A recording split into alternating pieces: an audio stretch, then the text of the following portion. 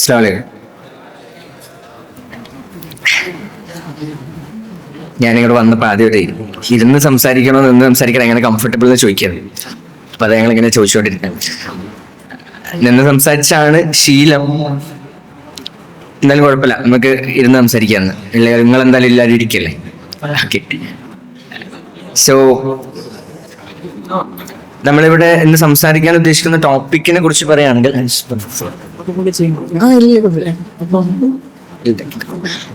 Okay, ഇന്നിവിടെ നമ്മൾ സംസാരിക്കാൻ വിചാരിച്ച ടോപ്പിക്ക് ബിസിനസ് തുടങ്ങാൻ ആഗ്രഹിക്കുന്ന ആൾക്കാർ, അല്ലെങ്കിൽ ഓൺടർപ്രണേഴ്സ് ആഗ്രഹിക്കുന്ന ആൾക്കാർ, സ്റ്റാർട്ടപ്പ് തുടങ്ങാൻ ആഗ്രഹിക്കുന്ന ആൾക്കാർക്ക് അവർ സ്റ്റാർട്ടിങ് ടൈമിൽ കുറച്ച് കാര്യങ്ങളെ കുറിച്ച് അറിയാൻ, ഒരു 0 to 1 എന്ന് പറയുന്ന ഒരു ജേർണി, അതിനെ കുറിച്ച് സംസാരിക്കാനാണ് എൻ്റെ അടുത്ത് ഇവിടെ ആവശ്യപ്പെട്ടിട്ടുള്ളത്. അപ്പൊ ഞാനിവിടെ കുറച്ച് സമയമായി എത്തി ഞങ്ങളിവിടെ ഡിസ്കസ് ചെയ്ത് നിങ്ങളെ കൂടെയുള്ള ആളുകളുമായിട്ട് ഡിസ്കസ് ചെയ്യുമ്പോൾ നിങ്ങളിവിടെ ആരൊക്കെയാണ് ഉള്ളത്, നിങ്ങളുമായിട്ട് എന്തൊക്കെയാണ് സംസാരിക്കേണ്ടതെന്നൊക്കെ ഞങ്ങളിങ്ങനെ ഡിസ്കസ് ചെയ്തു. അപ്പൊ അതിൽ പറഞ്ഞൊരു കാര്യം എന്ന് പറയുന്നത്, ഇതിൽ ഒരുപാട് പേര് ബിസിനസ് തുടങ്ങാൻ ആഗ്രഹിക്കുന്ന ആൾക്കാരുണ്ട്, ഒരുപാട് ഐഡിയാസ് ഉള്ള ആളുകളുണ്ട്, ഓൾറെഡി ബിസിനസ് തുടങ്ങിയിട്ടുള്ള ആളുകളുണ്ട് എന്നൊക്കെ പറയണ്ടായി. അപ്പൊ പലർക്കും പല പ്രശ്നങ്ങളുണ്ടാവും, അവർക്ക് പല റിക്വയർമെന്റ്സുകൾ ഇല്ലാത്തതുണ്ടാവാം ഒക്കെ പറഞ്ഞു. അപ്പൊ അതിനാണ് ഞാൻ യൂഷ്വലി കോളേജുകളിലൊക്കെ പോകുമ്പോൾ സംസാരിക്കാറുള്ളതെന്ന് പറയുമ്പോൾ സ്റ്റുഡൻസിന്റെ അടുത്ത് പറയാ, നിങ്ങളൊരു ഓൺടർപ്രണർ ആവാൻ താല്പര്യമുണ്ടോ എന്നൊക്കെ ആദ്യം ചോദിക്കും. ഞാനൊരു 3 വർഷം മുന്നേ തൊട്ടേ കോളേജുകളിൽ പോയി സംസാരിക്കാൻ തുടങ്ങിയിട്ടുണ്ട്. അപ്പൊ ആദ്യമൊക്കെ നമ്മൾ പോയി സംസാരിക്കുന്ന സമയത്ത് ഓൺടർപ്രണർ ആവാൻ താല്പര്യമുള്ള ആൾക്കാരോട് കൈയൊക്കെ പൊക്കാൻ വന്നു കഴിഞ്ഞാൽ 1-2 പേരൊക്കെ എന്ത് ചെയ്യുള്ളൂ, കൈ ഉണ്ടാവുള്ളൂ.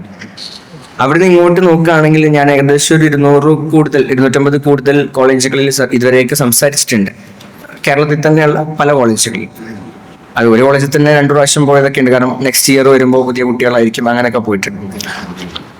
അങ്ങനെ കഴിഞ്ഞ ഓരോ ദിവസങ്ങളിൽ ഓരോ പ്രാവശ്യങ്ങളിൽ നോക്കുമ്പോഴും ആ എണ്ണം കൂടിക്കൊണ്ടിരിക്കുകയാണ്. അതായത് ടോട്ടലി പറയുകയാണെങ്കിൽ നമ്മളുടെ ഈ ഒരു കൾച്ചറിൽ ഒരു ഓൺടർപ്രണർഷിപ്പ് മൈൻഡ് സെറ്റിന്റെ ഒരു ഡെവലപ്മെന്റ് എന്ത് ചെയ്തിട്ടുണ്ട്, വന്നിട്ടുണ്ട് എന്നുള്ളതാണ്. അതിന് പല കാരണങ്ങളുണ്ടാവും അല്ലേ. കാരണം നമ്മൾ കുറെ ഓൺടർപ്രണേഴ്സിനെ കാണുന്നത് കൊണ്ടുണ്ടാവാം, നമ്മൾ കുറെ ബിസിനസ് ഓണേഴ്സിനെ കാണുന്നത് കൊണ്ടുണ്ടാവാം. ഇപ്പൊ നമ്മളൊരു 5 വർഷം അല്ലെങ്കിൽ 8 വർഷം മുന്നേക്കൊക്കെ ചിന്തിക്കുകയാണെങ്കിൽ നമ്മൾ ബിസിനസ് ഓണേഴ്സിനെ അല്ലെങ്കിൽ ഓൺടർപ്രണേഴ്സിനെ ഒന്നും അങ്ങനെ അധികം കാണാറില്ലായിരുന്നു, വിസിബിൾ അല്ലായിരുന്നു. കാരണം നമുക്ക് അറിയുന്ന ആൾക്കാരെ നമുക്ക് അറിയാമെന്നല്ലാതെ അതിന്റെ കൂടുതൽ നമ്മൾക്ക് ഒരുപാട് ആളുകളൊന്നും അറിയണ്ടായിരുന്നില്ല. ഏറിപ്പോയാൽ നമുക്ക് എന്താ അറിയണ്ടാവും, നമ്മുടെ നാട്ടിലുള്ള ഒരു ബിസിനസ്സുകാരനെ കുറിച്ച് ചിലപ്പോൾ നമുക്ക് അറിയണ്ടാവും, അതല്ലെങ്കിൽ പിന്നെ വലിയൊരു ബിസിനസ്സുകാരനെ കുറിച്ച് അറിയണ്ടാവും, പത്രമാധ്യമങ്ങളിലൊക്കെ കാണുന്ന അത്തരത്തിലുള്ള ബിസിനസ്സുകാരെ കുറിച്ച് അറിയുന്നുണ്ടാവും. ഇതിനിടയ്ക്കുള്ള ബിസിനസ്സുകാരെയോ അല്ലെങ്കിൽ തുടക്കക്കാരെയോ ഒന്നും നമ്മൾ തീരെ കാണുന്നില്ല. തുടങ്ങുന്ന ആൾക്കാരെ നമ്മൾ തീരെ കാണാറില്ല അല്ലേ. ബിസിനസ് തുടങ്ങുന്ന സാഹചര്യമുള്ള ആൾക്കാർ കണ്ടാലാണ് നമുക്ക് ബിസിനസ് തുടങ്ങാനുള്ളൊരു മോട്ടിവേഷൻ ഉണ്ടാവും അല്ലേ. ബിസിനസ്സിൽ ഭയങ്കരമായി സക്സസ്ഫുൾ ആയ ആളുകളെ കാണുമ്പോൾ നമ്മൾ ചിന്തിക്കുക, അവർ ഓൾറെഡി ബിസിനസ് ഫാമിലി ആയിരിക്കാം, ബിസിനസ് റൺ ചെയ്യുന്ന ആൾക്കാരായിരിക്കാം, അത് ആ ബിസിനസ് അങ്ങനെ പോവാണ്, അത് അവർക്ക് മാത്രം ആയിട്ടുള്ളൊരു കാര്യമാണെന്നുള്ള ചിന്ത ഉണ്ടാവും.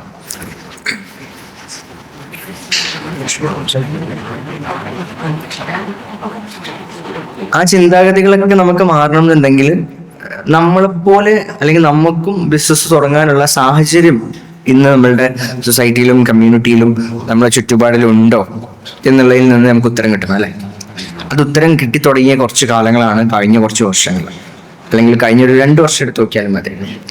കാരണം നമ്മൾ ഒരുപാട് ബിസിനസ് തുടക്കക്കാരൻ മുതൽ അവരുടെ തുടക്കം മുതൽ നമ്മൾ കാണാൻ തുടങ്ങി.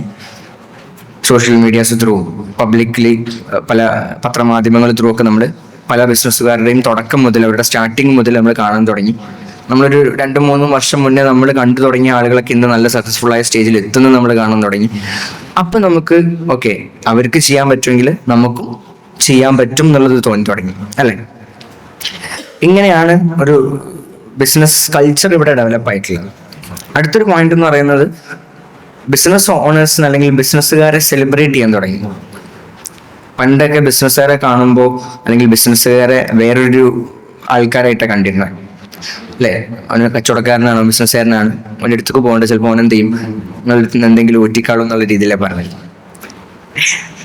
അന്ന് അങ്ങനെ ഉണ്ടായിരുന്ന കൾച്ചറിന്ന് ഇന്ന് ബിസിനസ് ഓണേഴ്സിനെ ഗസ്റ്റായിട്ടും ഉദ്ഘാടനങ്ങൾക്കും പ്രോഗ്രാമുകൾക്കും ഒക്കെ അല്ലേ, പണ്ടൊക്കെ ആൾക്കാർ വിളിച്ചിരുന്നതിനേക്കാളും ഇപ്പോൾ ബിസിനസ് ഓണേഴ്സൊക്കെ സെലിബ്രേറ്റ് ചെയ്യപ്പെടാൻ തുടങ്ങി. അപ്പൊ നമ്മൾ ആ സക്സസ് ജേർണി കാണുന്നതും ബിസിനസ് എന്ന് പറയുന്ന സ്പേസിൽ അങ്ങനെ ഒരു ഓപ്പർച്യൂണിറ്റി ഉണ്ട് എന്നുള്ളതൊക്കെ, ഇതൊക്കെ എല്ലാവർക്കും ആക്സസിബിൾ ആയിട്ടുള്ള കാര്യമാണെന്ന് നമുക്കും തോന്നാൻ തുടങ്ങി. പിന്നൊരു പോയിന്റ് പറയുകയാണെങ്കിൽ, പണ്ട് ഇന്റർനെറ്റ് വന്നപ്പോൾ അല്ലെങ്കിൽ കമ്പ്യൂട്ടർ വന്നപ്പോൾ അങ്ങനത്തെ ടെക്നോളജിക്കൽ ഡിസ്ട്രപ്ഷൻസ് ഉണ്ടായിട്ടുള്ള കാലഘട്ടങ്ങളിലൊക്കെ നമ്മൾ നോക്കുകയാണെന്നുണ്ടെങ്കിൽ അവിടെ ഒരു ഈക്വലൈസർ സംഭവിച്ചിട്ടുണ്ട്. ഈക്വലൈസർ എന്ന് പറയുമ്പോൾ ബേസിക്കലി ഒരു സെറ്റ് ഓഫ് ആളുകൾക്ക് മാത്രമല്ല ഇങ്ങനത്തെ കാര്യങ്ങളിൽ പോകാൻ പറ്റുക, ഏതൊരു കോമൺ മാനും അതിലോട്ട് ആക്സസ് ചെയ്യാൻ പറ്റും എന്നുള്ള സാഹചര്യം വരും. കാരണം പുതിയൊരു ടെക്നോളജിക്കൽ അഡോപ്ഷൻ വരുമ്പോൾ എല്ലാവരും ഒരുപോലെ, ആരാണ് ആ ടെക്നോളജി ആദ്യം അഡാപ്റ്റ് ചെയ്യുന്നത് അവരാണ് മുന്നിലെത്താൻ. അത് ഏതൊരു കോമൺ മാനും എത്താൻ പറ്റും.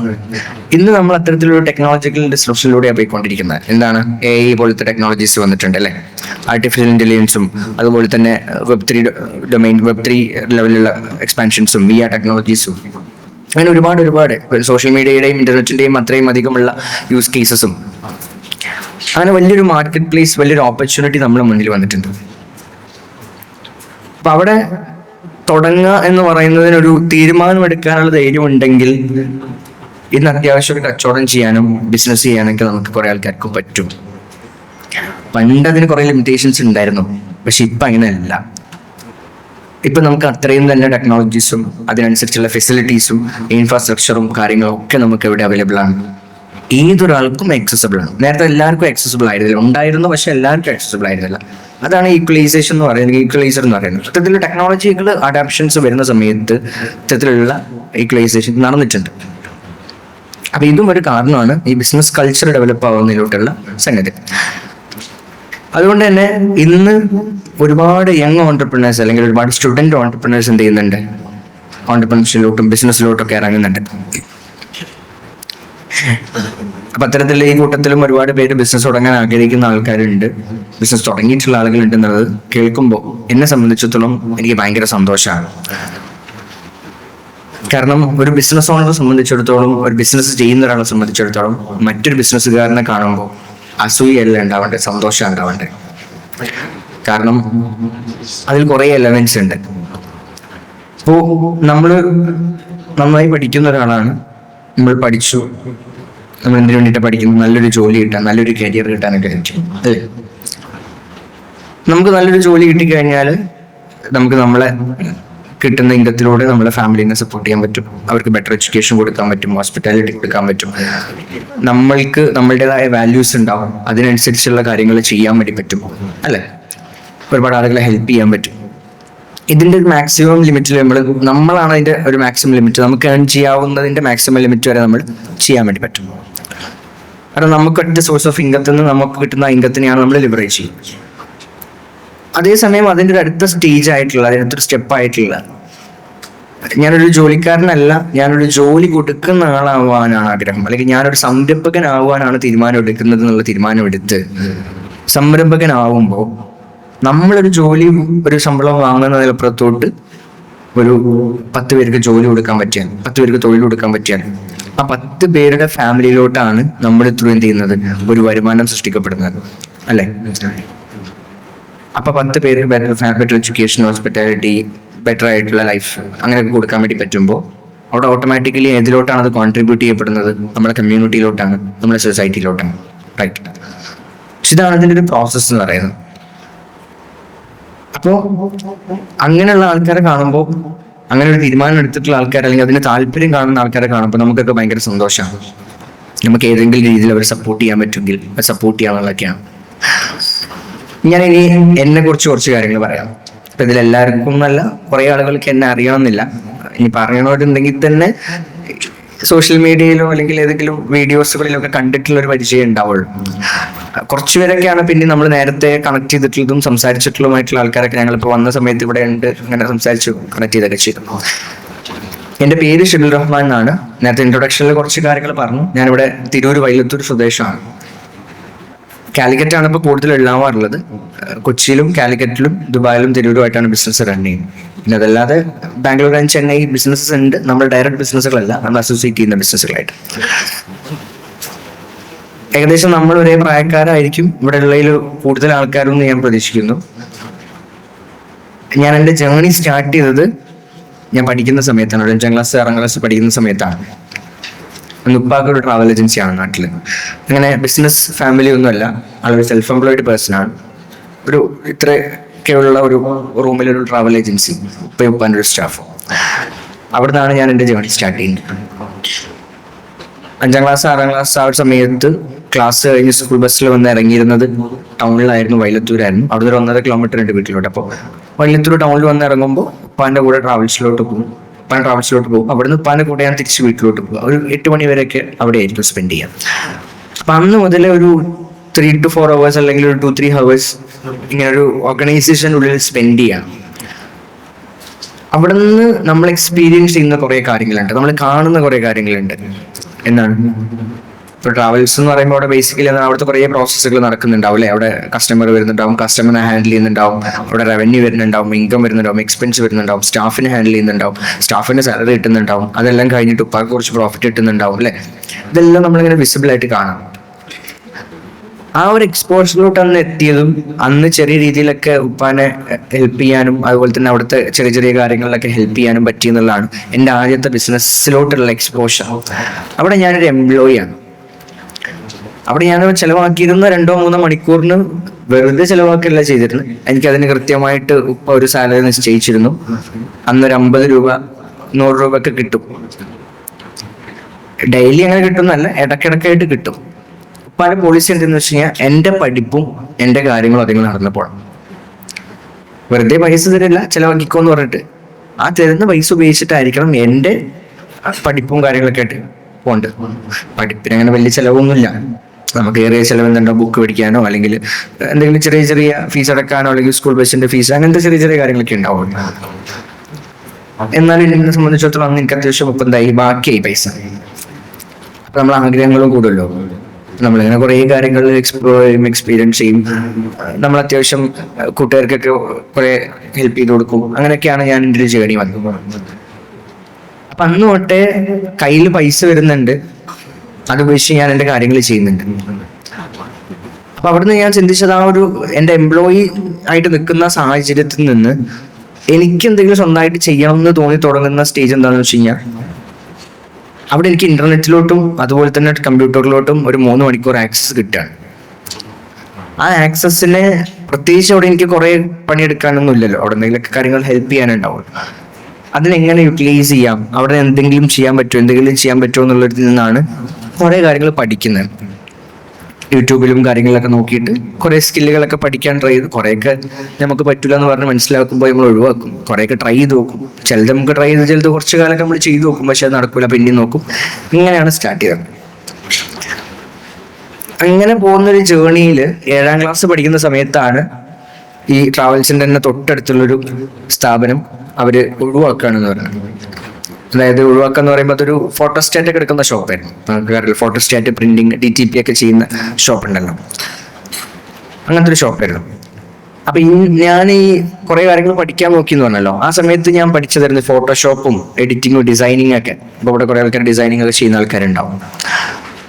അങ്ങനെ പഠിച്ച സമയത്ത് എനിക്ക് അതിനോട് ഭയങ്കര താല്പര്യമാണ്. അപ്പൊ ഞാൻ കുറെ സമയം അവിടെ സ്പെൻഡ് ചെയ്തെന്ന് വെച്ച് കഴിഞ്ഞാൽ ഈ ഓഫീസിന്റെ തൊട്ടടുത്തുള്ള ഈ ഷോപ്പിൽ, ഈ പ്രിന്റിങ്ങും ഇതൊക്കെ നടക്കുന്ന ഷോപ്പിൽ കുറെ സമയം സ്പെൻഡ് ചെയ്യുമായിരുന്നു. കാരണം അവിടെ ഇതിനെ കുറിച്ചൊക്കെ പഠിക്കാൻ എനിക്കൊരു ഓപ്ഷനായിരുന്നു. അപ്പൊ ആളെടുത്തൊന്നും നടത്തിയെന്ന് ആളെടുത്തൊന്നും ഞാൻ കുറെ കാര്യങ്ങളൊക്കെ ഇങ്ങനെ ചോദിച്ചറിഞ്ഞ് പഠിച്ചിട്ടൊക്കെ ഉണ്ടായിരുന്നു. അപ്പോൾ അത് ക്ലോസ് ചെയ്ത് പോവാന്ന് പറഞ്ഞപ്പോൾ അപ്പൊ ഞാൻ നോക്കുമ്പോൾ എനിക്ക് അതൊരു സമയമാണ് പോവാൻ. എനിക്ക് അവിടെ പഠിക്കാനും പറ്റില്ല. അത് മാത്രമല്ല ഞാൻ എൻ്റെ കുറെ നല്ല സമയം അവിടെ ചെലവാക്കിയെന്ന. അപ്പൊ ഞാനിങ്ങനെ ആലോചിച്ചു, അത് എന്തുകൊണ്ട് നമുക്ക് നടത്തിക്കൂടാ. അവിടെ ഒരു സ്റ്റാഫ് ഓൾറെഡി ഉണ്ട്. വൈകുന്നേരം ആകുമ്പോൾ ലേഡി സ്റ്റാഫാണ്, അവർ വൈകുന്നേരം ആകുമ്പോൾ പോകും. വൈകുന്നേരത്തിന് ശേഷം അപ്പുറത്തും എനിക്ക് നോക്കാവുന്നതേ ഉള്ളൂ. അങ്ങനെ വലിയ ബിസിനസ് ഒന്നുമല്ലല്ലോ, ചെറിയ ബിസിനസ് അല്ലേ. അപ്പൊ ഞാനിങ്ങനെ ഉപ്പാൻ്റെ അടുത്ത് പോയിട്ട് ചോദിച്ചു, നമുക്ക് നടത്തിയാലോ എന്ന് ചോദിച്ചു. അപ്പോ ഒന്നാമതേ നഷ്ടത്തില് നോക്കിയെടുത്താൻ പറ്റാഞ്ഞിട്ട് അവർ ഒഴിവാക്കിയിട്ട് പോവാൻ നിൽക്കുന്നത് നമ്മളെടുത്ത് എന്തിനാണ് തലയിൽ വെക്കുന്നത് എന്നുള്ളത് തന്നെയാണ് ഒന്ന് ചോദിച്ചത്. പിന്നെ രണ്ടാമത് കോമൺ ആയിട്ടുള്ള കാര്യമാണ് പഠിച്ചാൽ മതി, ഇപ്പൊ കച്ചവടത്തിനെ കുറിച്ചൊന്നും ആലോചിക്കേണ്ട, അതിനുള്ള സമയമൊന്നും ആയിട്ടില്ല. അങ്ങനത്തെ ഒരു അപ്രോച്ചാണ് ആദ്യത്തെ സംസാരത്തിൽ. അപ്പോൾ ഒരു റിജക്ഷൻ കിട്ടിയപ്പോൾ എന്നെ സംബന്ധിച്ചിടത്തോളം ഞാനന്ന് 2 ഓപ്ഷൻസ് എനിക്ക് ഉണ്ടായിരുന്നു. ഒന്നെങ്കിൽ ആ കേട്ടതും മേടിച്ചിട്ട് എന്ത് ചെയ്യാം, പോവാ, പിന്നെ അതിനെപ്പറ്റി ചോദിക്കാനേ പോകണ്ട. രണ്ടാമത്തെ ഓപ്ഷൻ ആണെങ്കിൽ ഒന്നും കൂടെ ട്രൈ ചെയ്ത് നോക്കാം. പക്ഷെ ഇതേപോലെ ട്രൈ ചെയ്തിട്ട് കാര്യമില്ല, മനസ്സിലായി. അവിടെ എന്ത് ചെയ്യാൻ പറ്റും, നഷ്ടത്തിലാണെന്ന് പറഞ്ഞു, അത് ലാഭത്തിലാക്കാൻ എന്ത് ചെയ്യാൻ പറ്റും. ലാഭത്തിലാക്കിയാൽ അതിന് സപ്പോർട്ട് ചെയ്യണം, ഉപ്പാക്ക് എന്ത് മെച്ചമുണ്ടാവും. അതാണല്ലോ ബിസിനസ്സാണ്. ഉപ്പി മോനൊക്കെ അപ്പുറത്ത് ബിസിനസ്സാണ്. അങ്ങനെ സംസാരിക്കണം എന്ന് മനസ്സിലായി. അപ്പൊ രണ്ടാമത് എന്നാ പിന്നെ എന്തായാലും ചോദിച്ച സ്ഥിതിക്ക് ഞാൻ ഒന്നും കൂടി ചോദിച്ചേക്കാം എന്ന് വിചാരിച്ചു. പക്ഷെ രണ്ടാമത് ചോദിക്കാൻ പോകുമ്പോൾ ഞാൻ മൊത്തത്തിലൊരു ആവറേജ് കണക്കൊക്കെ കൂട്ടിയിട്ടാണ് പോയത്. അവിടെ ഇപ്പൊ ഏകദേശം നടക്കുന്ന ഒരു കച്ചവടം എന്താണെന്നുള്ളതിനും അതിൽ നിന്നൊക്കെ ഇത്ര രൂപയാണ് നഷ്ടം വരുന്നത് എല്ലാ മാസവും. അവർക്ക് ആകെ അവിടെ ചിലവെന്താ, ആ സ്റ്റാഫിന്റെ സാലറി, അവിടെ ഒരു ചെറിയ റെന്റ് ഉണ്ട്, അതിന്റെ ഇലക്ട്രിസിറ്റി കാര്യങ്ങൾ, അങ്ങനെ കുറച്ച് കാര്യങ്ങളാണ്. അത് മീറ്റ് ആവാനുള്ള ഒരു കച്ചവടം നടന്ന് അതിന് കുറച്ച് പൈസ ലാഭം കിട്ടണമെന്നുണ്ടെങ്കിൽ കുറച്ച് കാര്യങ്ങൾ അതിൽ ആഡ് ചെയ്താൽ മതി. അപ്പൊ അന്ന് ഞാനും ഒരു സ്റ്റുഡൻ്റ് ആണ്. അപ്പൊ എന്നെ സംബന്ധിച്ചിടത്തോളം നമുക്ക് ഈ സ്പൈറൽ ബൈൻഡിങ് ഒക്കെ ഉണ്ടല്ലോ, അസൈൻമെന്റ്സ് ഒക്കെ ചെയ്യും, അതേപോലെ തന്നെ ലാമിനേഷൻ, അങ്ങനത്തെ സംഗതികൾക്കൊക്കെ നമ്മൾ അന്ന് വൈലത്തൂരില്ല, തിരൂര് പോകണം, 5 കിലോമീറ്റർ അപ്പുറം പോകണം. അപ്പൊ ഞാൻ ആലോചിച്ചു, നമ്മളിവിടെ വാങ്ങി വെച്ചിട്ട് ഇവിടുന്ന് തിരൂര് കൊണ്ട് ചെയ്ത് കൊടുക്കാറുണ്ട്, അപ്പൊ ഇത് നമുക്ക് മെഷീൻ വാങ്ങിക്കഴിഞ്ഞാൽ നമുക്ക് തന്നെ ചെയ്യാമല്ലോ. അങ്ങനെ ചിന്തിച്ചു. അപ്പൊ ഞാൻ ആ മെഷീന്റെ പ്രൈസ് ചോദിച്ചറിഞ്ഞു. നമ്മൾ കൊണ്ടേ കൊടുത്ത് ചെയ്യുന്ന ഷോപ്പിൽ പോയിട്ട് അവരോട് അതിന്റെ പ്രൈസും കാര്യങ്ങളൊക്കെ ചോദിച്ചറിഞ്ഞു, എവിടെ കിട്ടാന്നൊക്കെ ചോദിച്ചറിഞ്ഞു. അപ്പൊ നോക്കുമ്പോൾ ആ ഒറ്റ ഇൻവെസ്റ്റ്മെന്റിൽ അതിൽ നല്ല എമൗണ്ട് ഉണ്ടാക്കാൻ പറ്റും. അത് മാത്രമല്ല വൈലത്തൂരുള്ള മറ്റുള്ള ഷോപ്പുകാരും തിരൂരിക്കാൻ കൊണ്ടുപോകണം, അതും എനിക്ക് കിട്ടും. അപ്പൊ അങ്ങനെയെല്ലാം കൂടി കണക്ക് കൂട്ടിയിട്ട് ആ കണക്കെല്ലാം വെച്ചിട്ട് ഞാൻ ഉപ്പാൻ്റെ അടുത്ത് വീണ്ടും പോയി സംസാരിച്ചു. ഷോപ്പ് എടുക്കാനും അവിടേക്ക് ഈ പറഞ്ഞ മെഷീൻസ് വാങ്ങാനും എല്ലാം കൂട്ടിയിട്ട് 1.5 ലക്ഷം രൂപ വേണം. അപ്പൊ ഈ 1.5 ലക്ഷം രൂപ ഇപ്പൊ തരണം. എന്നിട്ട് ഞാൻ എന്ത് ചെയ്യും, ഈ കച്ചവടം ചെയ്യാം. എന്നിട്ട് അതിൽ നിന്ന് എന്ത് ചെയ്യാം, കിട്ടുന്ന ലാഭത്തിൽ നിന്ന് ഉപ്പാക്കും ഞാൻ എന്ത് ചെയ്യാം, പകുതി തരാം. ഇതായിരുന്നു പിച്ച്. പ്രസന്റ് ചെയ്തു. പറ്റൂല, ഒരു ഓപ്ഷനുമില്ല. രണ്ടാമത് പറഞ്ഞെന്ന് വെച്ചാല്, ഇപ്പൊ ഇനി ഞങ്ങൾക്ക് ചെയ്ത് തരണമെന്ന് തോന്നിയാൽ തന്നെ എൻ്റെ അടുത്ത് പൈസ ഇല്ല. ഇതാണ് ഇപ്പൊ സിറ്റുവേഷൻ പറയാം. അങ്ങനെ അപ്പൊ പിന്നെന്തായാലും ഇത്രയും പണിയെടുത്തപ്പോ പിന്നെ എനിക്ക് ബാക്കൊക്കെ പോകാൻ തോന്നിയില്ല. കാരണം എന്തായാലും അതിന്റെ പിന്നാലെ കുറച്ച് ഞാൻ നടന്നു, കണക്കെല്ലാം കൂട്ടി. അപ്പൊ ഞാൻ വിചാരിച്ചു, എൻ്റെ ഒരു എളാപ്പുണ്ട്, ഉമ്മാന്റെ അനിയത്തിന്റെ ഹസ്ബൻഡ്, അവരുടെ കൂടെ ഒന്ന് പോയി നോക്കാം. കാരണം മൂപ്പര ആ സമയത്ത് എന്തൊരു പറമ്പ് എന്തോ കച്ചവടം ചെയ്തെന്തോ പൈസ മൂപ്പര കയ്യിലുണ്ട്, അപ്പൊ അതുണ്ടെന്ന് എനിക്കറിയാം. അപ്പൊ ഒന്ന് പോയി ചോദിച്ചു നോക്കാന്ന് വിചാരിച്ചു. അങ്ങനെ മൂപ്പരെടുത്തും പോയി ചോദിച്ചു. മൂപ്പരെടുത്ത് പോയി ചോദിക്കുമ്പോ മൂപ്പർക്കും കൂടി ഗുണമുള്ള ഒരു കാര്യമായിക്കണല്ലോ. അപ്പൊ എൻ്റെ അതേ പ്രായത്തില് എനിക്കൊരു കസിൻ ഉണ്ട്, എളപ്പന മോനുണ്ട്. ഞങ്ങൾ ഏകദേശം ഒരേ ഏജിലാണ് പഠിക്കുന്നത്, ഞങ്ങൾ ഒരേ ക്ലാസ്സിലാണ്. അപ്പൊ ഞാൻ എന്ത് പറഞ്ഞു, അവനക്കും ഒരു ഏർപ്പാടാവും, ഓനും ക്ലാസ് കഴിഞ്ഞിട്ടാണ്ട് വന്നോട്ടെ, ആവുമ്പോ എനിക്കും ഓനക്കും കൂടി ട്രാവൽസ് അതും കൂടി നോക്കാം. അപ്പൊ മൂപ്പർക്കും തന്നെ അത് കൊള്ളാം. പക്ഷെ മൂപ്പര് എന്ത് പറഞ്ഞു വെച്ചാൽ, മൂപ്പര് പകുതി തരാം, 75,000 തരാം, 75,000 ഞാൻ ഉപ്പനൊക്കെ ഒന്ന് വാങ്ങിക്കും. മൂപ്പരൊന്നും നോക്കിയത്, പകുതി എൻ്റെ പെട്ടുകണമെന്നുണ്ടെങ്കിൽ പെണ്ണ് നോക്കിക്കോളല്ലോ. മൂപ്പർക്ക് അങ്ങനെ ബിസിനസ്സിനോടൊന്നും അങ്ങനെ വലിയ ഇതില്ലാത്ത ഒരാളാണ്. നാട്ടിലെ സാധാരണ പറമ്പച്ചോടും പരിപാടിക്കായിട്ട് പോകുന്ന ഒരാളാണ്. അപ്പൊ ആ ഒരു മോണിറ്ററിങ് അവിടെ വേണം എന്നുള്ളത് കൊണ്ട് പകുതി എന്ത് ചെയ്തോട്ടെ, ഉപ്പാനോട് ഞാൻ പകുതി ഞാൻ വേണ്ടാന്ന് പറഞ്ഞു. ഞാൻ ഉപ്പാൻ്റെ അടുത്ത് പോയിട്ട് എന്ത് ചെയ്തു, പകുതി എളപ്പെടാൻ വന്നിട്ടുണ്ട്. അപ്പൊ ഉപ്പാക്കും കോൺഫിഡൻസ് ആയി, എന്തായി, ഒരു പകുതി ഇടാന്ന് പറഞ്ഞല്ലോ. അങ്ങനെ 75,000 വാങ്ങി, ഷോപ്പ് നമ്മൾ വാങ്ങി, ഈ 2-3 മെഷീനറീസ് വാങ്ങി, ഒന്ന് നമ്മൾ തന്നെ നമ്മുടെ കൂട്ടുകാരെല്ലാവരും കൂടി വൃത്തിയാക്കി, 7ാം ക്ലാസ് പഠിക്കുമ്പോഴുള്ള കാര്യം കേട്ടോ പറയുന്നത്, ഒന്ന് വൃത്തിയാക്കി റെഡിയാക്കി പരിപാടി തുടങ്ങി. അൽഹംദുലില്ലാ ആദ്യത്തെ മാസം തന്നെ നമുക്കൊന്നും കിട്ടിയില്ലെങ്കിലും ഒരു 1,500 രൂപ വെച്ചിട്ട് രണ്ടാൾക്കും അങ്ങോട്ട് കൊടുത്തു. അതിൽ ഒരു ഹാപ്പി. എനിക്കും കസിനും ലാഭമൊന്നും കിട്ടിയില്ല, നമുക്ക് പ്രത്യേകിച്ച് ചിലവൊന്നുമില്ലല്ലോ, കാര്യങ്ങളൊക്കെ നടന്നു പോകണ്ടേ. അവർക്ക് 1,500 രൂപ വെച്ചിട്ട് ലാഭം അങ്ങോട്ട് കൊടുത്തു. അതിൽ ഒരു ഹാപ്പി. അതായിരുന്നു സ്വന്തമായിട്ട് ഒരു ബിസിനസ് എന്നുള്ള രീതിയിൽ തുടങ്ങുന്ന ആദ്യത്തെ സംരംഭം. അവിടുന്ന് തുടങ്ങി. പിന്നെ അതിലെന്തൊക്കെ ചെയ്യാൻ പറ്റും എന്നുള്ളതായി. കാരണം നമുക്ക് ലാഭമാണല്ലോ ഇതിന്റെ പിന്നാലെ നടക്കുമ്പോൾ. അവിടെ മനസ്സിലാക്കിയൊരു പോയിന്റ് എന്ന് വെച്ചാൽ, ആ ചേഞ്ചിൽ മനസ്സിലാക്കിയൊരു പോയിന്റ് എന്ന് വെച്ച് കഴിഞ്ഞാൽ, നേരത്തെ ഞാനൊരു എംപ്ലോയി ആയിരുന്നിരിക്കെ എൻ്റെ മാക്സിമം പൊട്ടൻഷ്യലിന് ഒരു ലിമിറ്റ് ഉണ്ടായിരുന്നു. ഞാൻ എത്ര ഇവിടെ പണിയെടുത്താലും എനിക്ക് ആ പൈസ കിട്ടുള്ളൂ, അല്ലേ? ഞാൻ കൂടുതൽ സമയം വർക്ക് ചെയ്തെന്ന് വിചാരിച്ചാൽ എനിക്ക് കൂടുതൽ പൈസ കിട്ടുമോ? ഇല്ല. അതേസമയം ഇപ്പുറത്ത് ഞാൻ കൂടുതൽ സമയം വർക്ക് ചെയ്യും തോറും എനിക്ക് എത്ര പൈസ വേണം അത്ര എനിക്ക് വർക്ക് ചെയ്താൽ മതി. അതിനുള്ള പൊട്ടൻഷ്യൽ ഉണ്ട്, മാർക്കറ്റ് ഉണ്ട്. എൻ്റെ ഏറ്റവും കൂടുതൽ ഞാൻ പൈസ ഉണ്ടാക്കിയിരുന്ന ഒരു കസ്റ്റമർ ബേസ് ആണ് മദ്രസകളും പള്ളികളും. കാരണം നമുക്ക് ഈ മജ്ലിസ് നൂറും അതുപോലെ തന്നെ നബിദിന പരിപാടികളും അങ്ങനെ കുറേ പ്രോഗ്രാംസുകളിൽ നമ്മൾ ഈ കൈ നോട്ടീസുകളൊക്കെ ഉണ്ടാവുമല്ലോ. എൻ്റെ അവിടെ നാട്ടിൽ നമ്മളെ മഹലിലുള്ള എല്ലാ പള്ളികളും അതുപോലെ തന്നെ മദ്രസകളൊക്കെ സ്ഥിരമായിട്ട് നമ്മളെ കസ്റ്റമേഴ്സ് ചെയ്യും. അങ്ങനെ കുറേ കസ്റ്റമേഴ്സ് ഉണ്ട്.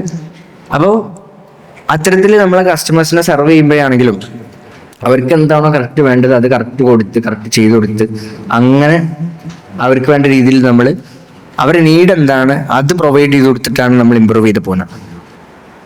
ചിലപ്പോൾ രാത്രി 12 മണി വരെയൊക്കെ പ്രിന്റ് ചെയ്യാനും കട്ട് ചെയ്യാനൊക്കെ ഇരിക്കേണ്ടി വരും, നോട്ടീസെല്ലാം കട്ട് ചെയ്ത് കൊടുക്കാനൊക്കെ. പക്ഷെ അവിടെ ഒരു ഗുണം എന്താണ്, ആ എടുക്കുന്ന പണിക്കുള്ള പൈസ എനിക്ക് കിട്ടുമല്ലോ. അത് ചെയ്യണ്ടെന്ന് വിചാരിച്ചാൽ എനിക്ക് ചെയ്യണ്ട, പക്ഷെ എന്താണ് ആ പൈസ കിട്ടൂല. അപ്പൊ അങ്ങനെ ഒരു സ്കെയിലബിലിറ്റി അതിലുണ്ട് എന്ന് മനസ്സിലാക്കി നമ്മളെ സമയത്തിന് നമുക്ക് ലിവറേജ് ചെയ്യാൻ പറ്റും എന്നുള്ള മനസ്സിലാക്കുന്നത് ആ ബിസിനസ്സായിട്ട് തുടങ്ങുമ്പോഴാണ്. അതിന്റെ കൂടെ തന്നെ നമ്മൾ പഠിക്കാനുള്ള കുറെ പാഠങ്ങളും പഠിച്ചു. നമ്മൾ ഈ പുറത്തുനിന്ന് കാണുന്ന പോലെ അത്ര എളുപ്പമല്ല ഇങ്ങനെ ഒരു പരിപാടി കൊണ്ട് നടക്കുമ്പോൾ എന്നുള്ളതും കൂടി പഠിച്ചു. കസ്റ്റമേഴ്സുമായിട്ടുണ്ടാകുന്ന പ്രശ്നങ്ങൾ, നമ്മൾ സർവീസ് കൊടുക്കുന്നതിലുണ്ടാകുന്ന പ്രശ്നങ്ങൾ, അല്ലെങ്കിൽ നമുക്ക് ഉദ്ദേശിച്ച പോലെ നമുക്ക് കിട്ടേണ്ട വെൻഡേഴ്സിൻ്റെ അടുത്ത് കിട്ടേണ്ട സാധനങ്ങൾ കിട്ടാത്തതുകൊണ്ടുള്ള പ്രശ്നങ്ങൾ. ഇതിലൊന്നും എൻ്റെ ഫൈനാൻഷ്യൽസിലെ കണക്കുകളിലൊന്നും പെടാത്ത മെഷീൻസിന് വരുന്ന മെയിൻ്റനൻസ്, അങ്ങനത്തെ കുറേ കാര്യങ്ങളിൽ കുറേ പാളിച്ചകൾ കിട്ടുകയും ചെയ്തു. പക്ഷെ അതൊക്കെ നേരത്തെ കിട്ടിയോണ്ട് നമുക്ക് എന്ത് ചെയ്യാൻ പറ്റി, നേരത്തെ പഠിക്കാൻ പറ്റി. പിന്നെ ഒരു 10ാം ക്ലാസ് വരെ അത് നടത്തിപ്പോന്നു.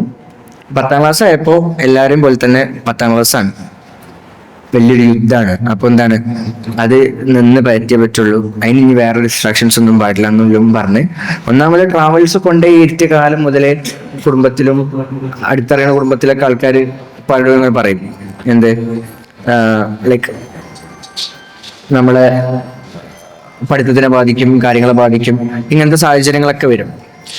കാരണം സ്വാഭാവികമായിട്ടും നമ്മൾ വീട്ടിലൊരു പരിപാടിയൊക്കെ ഉണ്ടാവുന്ന സമയത്ത് ഉപ്പാനോട് ഇങ്ങനെ പറയും, ഓനിപ്പോൾ ഈ ചെറുപ്പത്തിൽ തന്നെ ഈ ഓഫീസിൽ കൊണ്ടിരുത്തിയിട്ട് ഓൻ്റെ പഠിപ്പും കാര്യങ്ങളൊക്കെ നടക്കുമോ, അവൻ്റെ പഠിപ്പിനൊക്കെ ബാധിക്കൂലേ, എങ്ങനെയല്ലേ എന്നൊക്കെ പറയും. ഇപ്പം ഇല്ലാതെ അതങ്ങനെ ചെവി കൊടുക്കൂലായിരുന്നു, അതുകൊണ്ട് വലിയ പ്രശ്നം ഉണ്ടായിരുന്നില്ല. അത് പിന്നെ സ്വന്തമായിട്ട് കച്ചവടം തുടങ്ങി എന്നുള്ള രീതിക്കായപ്പോൾ അത് കൂടാൻ തുടങ്ങി. പിന്നെ കുറച്ച് അടുത്ത അയൽവാസികളും പറയാൻ തുടങ്ങി, സ്വന്തമായിട്ട് കച്ചവടം തുടങ്ങി എന്നൊക്കെ ലെവൽ എത്തിപ്പോയി.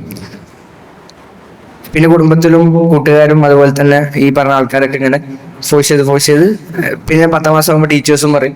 അങ്ങനെ എല്ലാവരും കൂടി പറഞ്ഞപ്പോൾ എന്താക്കി, ഇപ്പം അങ്ങനെ 10ാം ക്ലാസ്സിന് മാർക്ക് കുറയണ്ട എന്ന് വിചാരിച്ചിട്ട് എന്ത് ചെയ്തു, നമുക്ക് എന്താ ചെയ്യാം, ഒഴിവാക്കാം, പിന്നെ നമുക്ക് എന്ത് ചെയ്യുവാണെങ്കിൽ നോക്കിയിട്ട് വേറെ എന്തെങ്കിലും ചെയ്യാം എന്ന രീതിയിൽ പറഞ്ഞിട്ട് 10ാം ക്ലാസ്സിന്റെ സമയത്ത് ആ ഷോപ്പ് നമ്മൾ സെല് ചെയ്തു.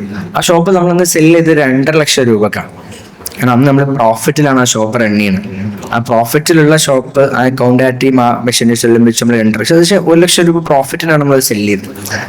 3 വർഷം നമ്മൾ നടത്തി. ആ 3 വർഷം നമുക്ക് ലാഭം കിട്ടിയിട്ടുണ്ട്. പുറത്ത് നമ്മൾ സെല് ചെയ്തപ്പോൾ നമുക്ക് അതിൽ ലാഭം കിട്ടും. ആ ലാഭം നേരെ അവർക്ക് കൊടുക്കുകയും ചെയ്യും. ഞങ്ങൾക്ക് അതിലൊരു ഷെയർ കൊടുത്തു, ബാക്കി പരക്കും കൊടുത്തു. പകുതി ഞങ്ങൾ ഷെയർ എടുത്തു, പകുതി പരക്കും കൊടുത്തു. അപ്പൊ അവരെ സംബന്ധിച്ചിടത്തോളം അവർ ഇൻവെസ്റ്റ് ചെയ്തു. അവർക്ക് എല്ലാ മാസവും ചില മാസങ്ങളിലൊക്കെ നമുക്ക് കുറവും കൂടുതലൊക്കെ വന്നിട്ടുണ്ട്, ലാഭം കൊടുക്കാൻ പറ്റി. അത് സെല് ചെയ്ത സമയത്ത് അവർക്ക് അതിൽ പ്രോഫിറ്റും കിട്ടി, അവർ ഹാപ്പി. നമ്മളെ പ്രശ്നം എന്തെന്ന് വെച്ച് കഴിഞ്ഞാല് 10ാം ക്ലാസ് പരീക്ഷന്റെ തിരക്കുകളൊക്കെ അങ്ങോട്ട് കഴിഞ്ഞപ്പോൾ നമുക്ക് ഭയങ്കരമായിട്ട് സഫക്കേഷനായി. കാരണം വലിയൊരു സമയം നമ്മൾ അവിടെ സ്പെൻഡ് ചെയ്തിരുന്നു. ആ സമയം ഇങ്ങോട്ട് ഫ്രീ ആയപ്പോൾ നമുക്ക് ഇരിക്കാൻ പറ്റുന്നില്ല. ഈ സംഭവങ്ങൾ എക്സ്പീരിയൻസ് ചെയ്തിട്ടുണ്ടാവും നമ്മളൊക്കെ കോവിഡിന് വീട്ടിലിരുന്നപ്പോൾ, അല്ലേ? നമ്മളൊക്കെ ഇങ്ങനെ എൻഗേജ് ചെയ്തുകൊണ്ടിരിക്കുന്ന ആൾക്കാർ പെട്ടെന്ന് കുറച്ച് ദിവസം വീട്ടിലിരിക്കാൻ പറഞ്ഞപ്പോൾ നമുക്ക് പറ്റുന്നുണ്ടായിരുന്നില്ല, അല്ലേ? അപ്പം നമുക്ക് എന്തെങ്കിലും ചെയ്തേ പറ്റുള്ളൂ. അങ്ങനെ വീണ്ടും ഞാൻ ട്രാവൽസിൽ തന്നെ റീജോയിൻ ചെയ്തു.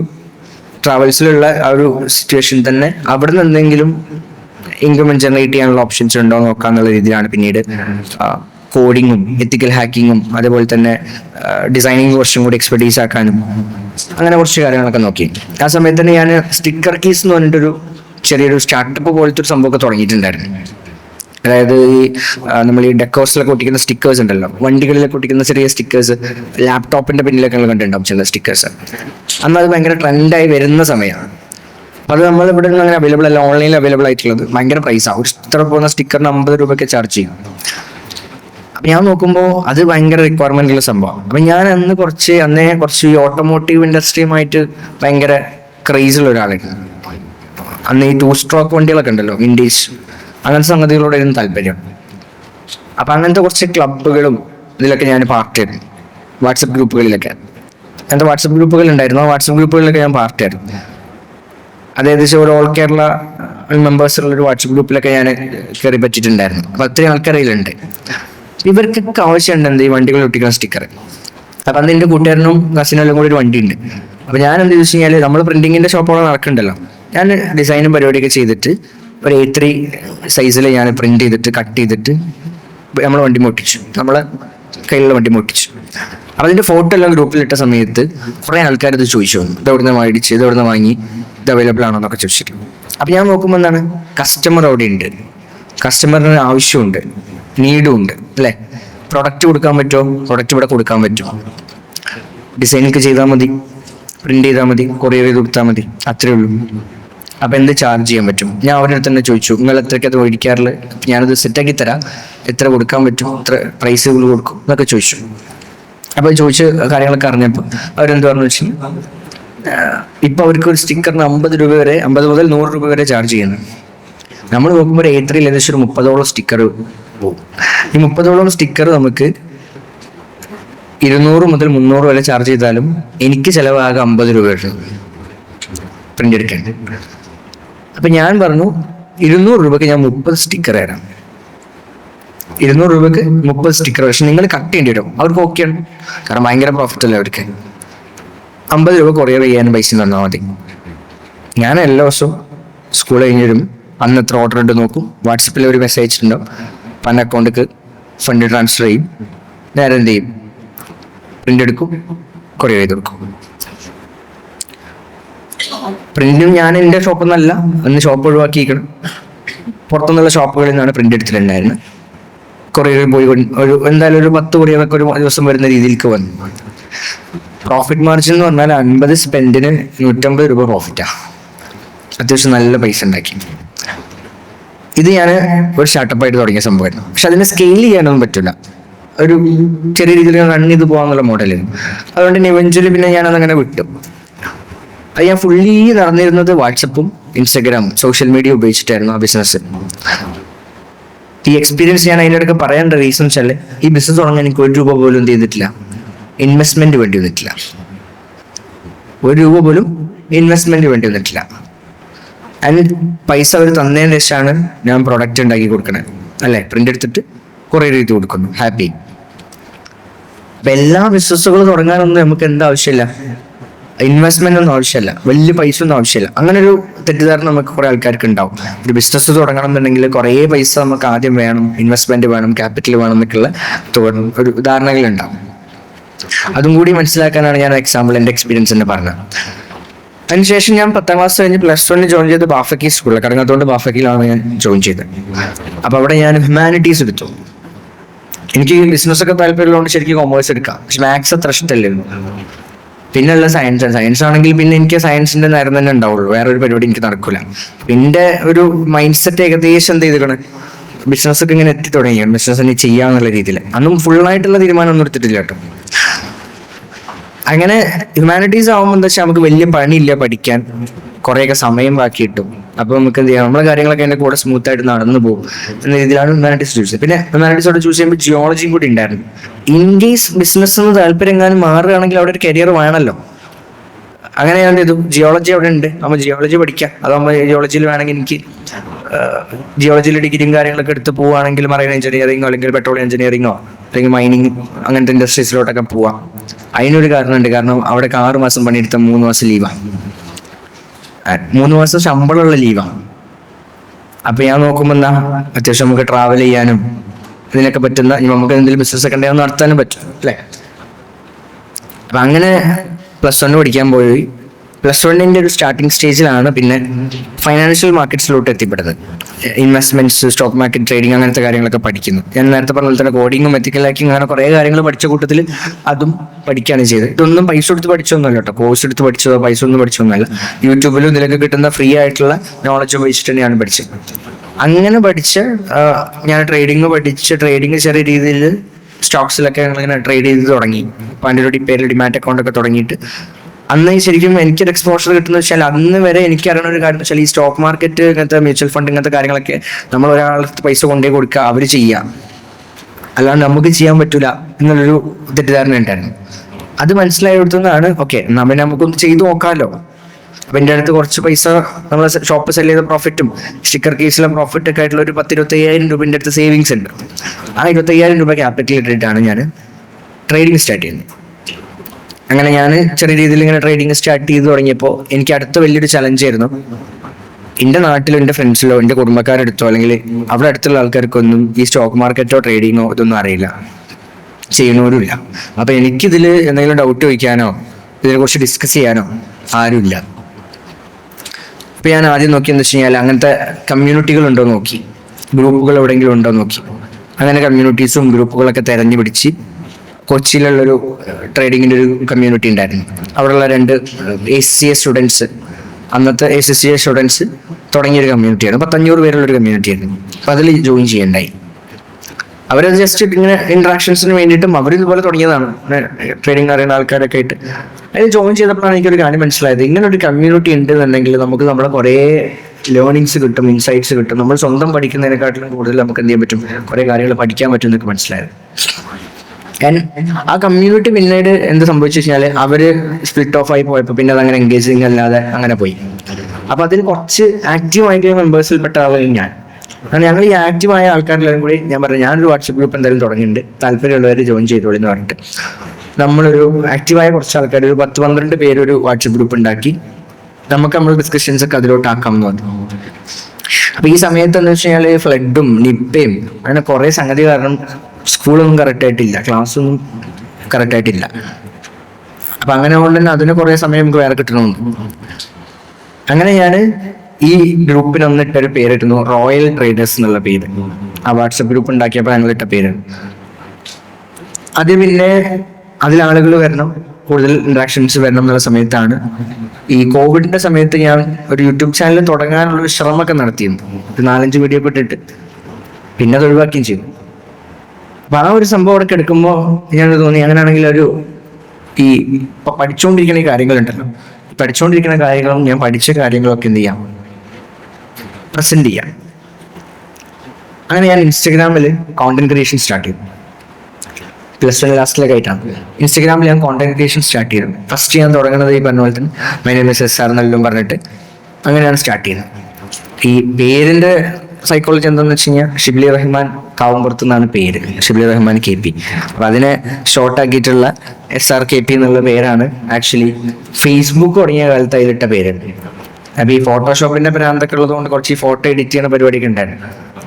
ആ പേര് അങ്ങനെ കണ്ടിന്യൂ ചെയ്ത് വന്നതാണ്. അപ്പൊ ഈ കൂട്ടുകാരുടെ ഇടയിലൊക്കെ ആ പേര് വിളിച്ച് ആ പേരായി. അതുകൊണ്ട് പിന്നെ അവർക്ക് ഇരട്ടപ്പേരിടേണ്ട ആവശ്യം വന്നിട്ടില്ല. ആ പേരിൽ ഇൻസ്റ്റഗ്രാം പേജ് തുടങ്ങി. അതില് ഞാനിങ്ങനെ സ്റ്റോക്ക് മാർക്കറ്റിനെ കുറിച്ച് പഠിക്കുന്നുണ്ട്. ഇപ്പൊ സ്റ്റോക്ക് മാർക്കറ്റിനെ കുറിച്ച് ഡൗട്ട് വയ്ക്കാനുള്ള ആൾക്കാരൊക്കെ വേണമെങ്കിൽ ചോദിച്ചോളി, കമന്റ് ചെയ്തോളി. ഞാൻ അതിനെ കുറിച്ച് വീഡിയോസ് ചെയ്യാൻ വേണ്ടിയിട്ടാണ് ഫസ്റ്റ് എൻ്റെ ഒരു വീഡിയോ. ഇപ്പോഴും ഉണ്ട്, താഴേക്ക് പോയി കഴിഞ്ഞാൽ കാണാൻ പറ്റും. ഇപ്പം ഒരുപാട് പോസ്റ്റായി. ഏകദേശം 5 വർഷം മുന്നെയാണ്, 5 വർഷത്തിൽ കൂടുതലായി. അങ്ങനെ സ്റ്റാർട്ട് ചെയ്ത ജേണി Day 1, Day 2, Day 3 എന്നെല്ലാം പറഞ്ഞിട്ട് അങ്ങനെ വീഡിയോസ് ചെയ്ത്. അപ്പൊ സ്വാഭാവികമായിട്ടും ഉണ്ടാവുന്ന എന്താണ്, ഇതിനെക്കുറിച്ച് പഠിക്കുന്ന ട്രേഡിങ്ങോ അല്ലെങ്കിൽ സ്റ്റോക്ക് മാർക്കറ്റോ അല്ലെങ്കിൽ ഫൈനാൻഷ്യൽ മാർക്കറ്റ്സിനെ കുറിച്ച് പഠിക്കുന്ന അറിയുന്ന ആൾക്കാരൊക്കെ എന്നെ കണക്ട് ചെയ്യാൻ തുടങ്ങി. അപ്പൊ അവരൊക്കെ നിങ്ങൾ ഈ വാട്സപ്പ് ഗ്രൂപ്പ് ആഡ് ചെയ്യും. അങ്ങനെ വാട്സപ്പ് ഗ്രൂപ്പ് വലുതായി 1000 ആൾക്കാരുള്ള വാട്സപ്പ് ഗ്രൂപ്പായി.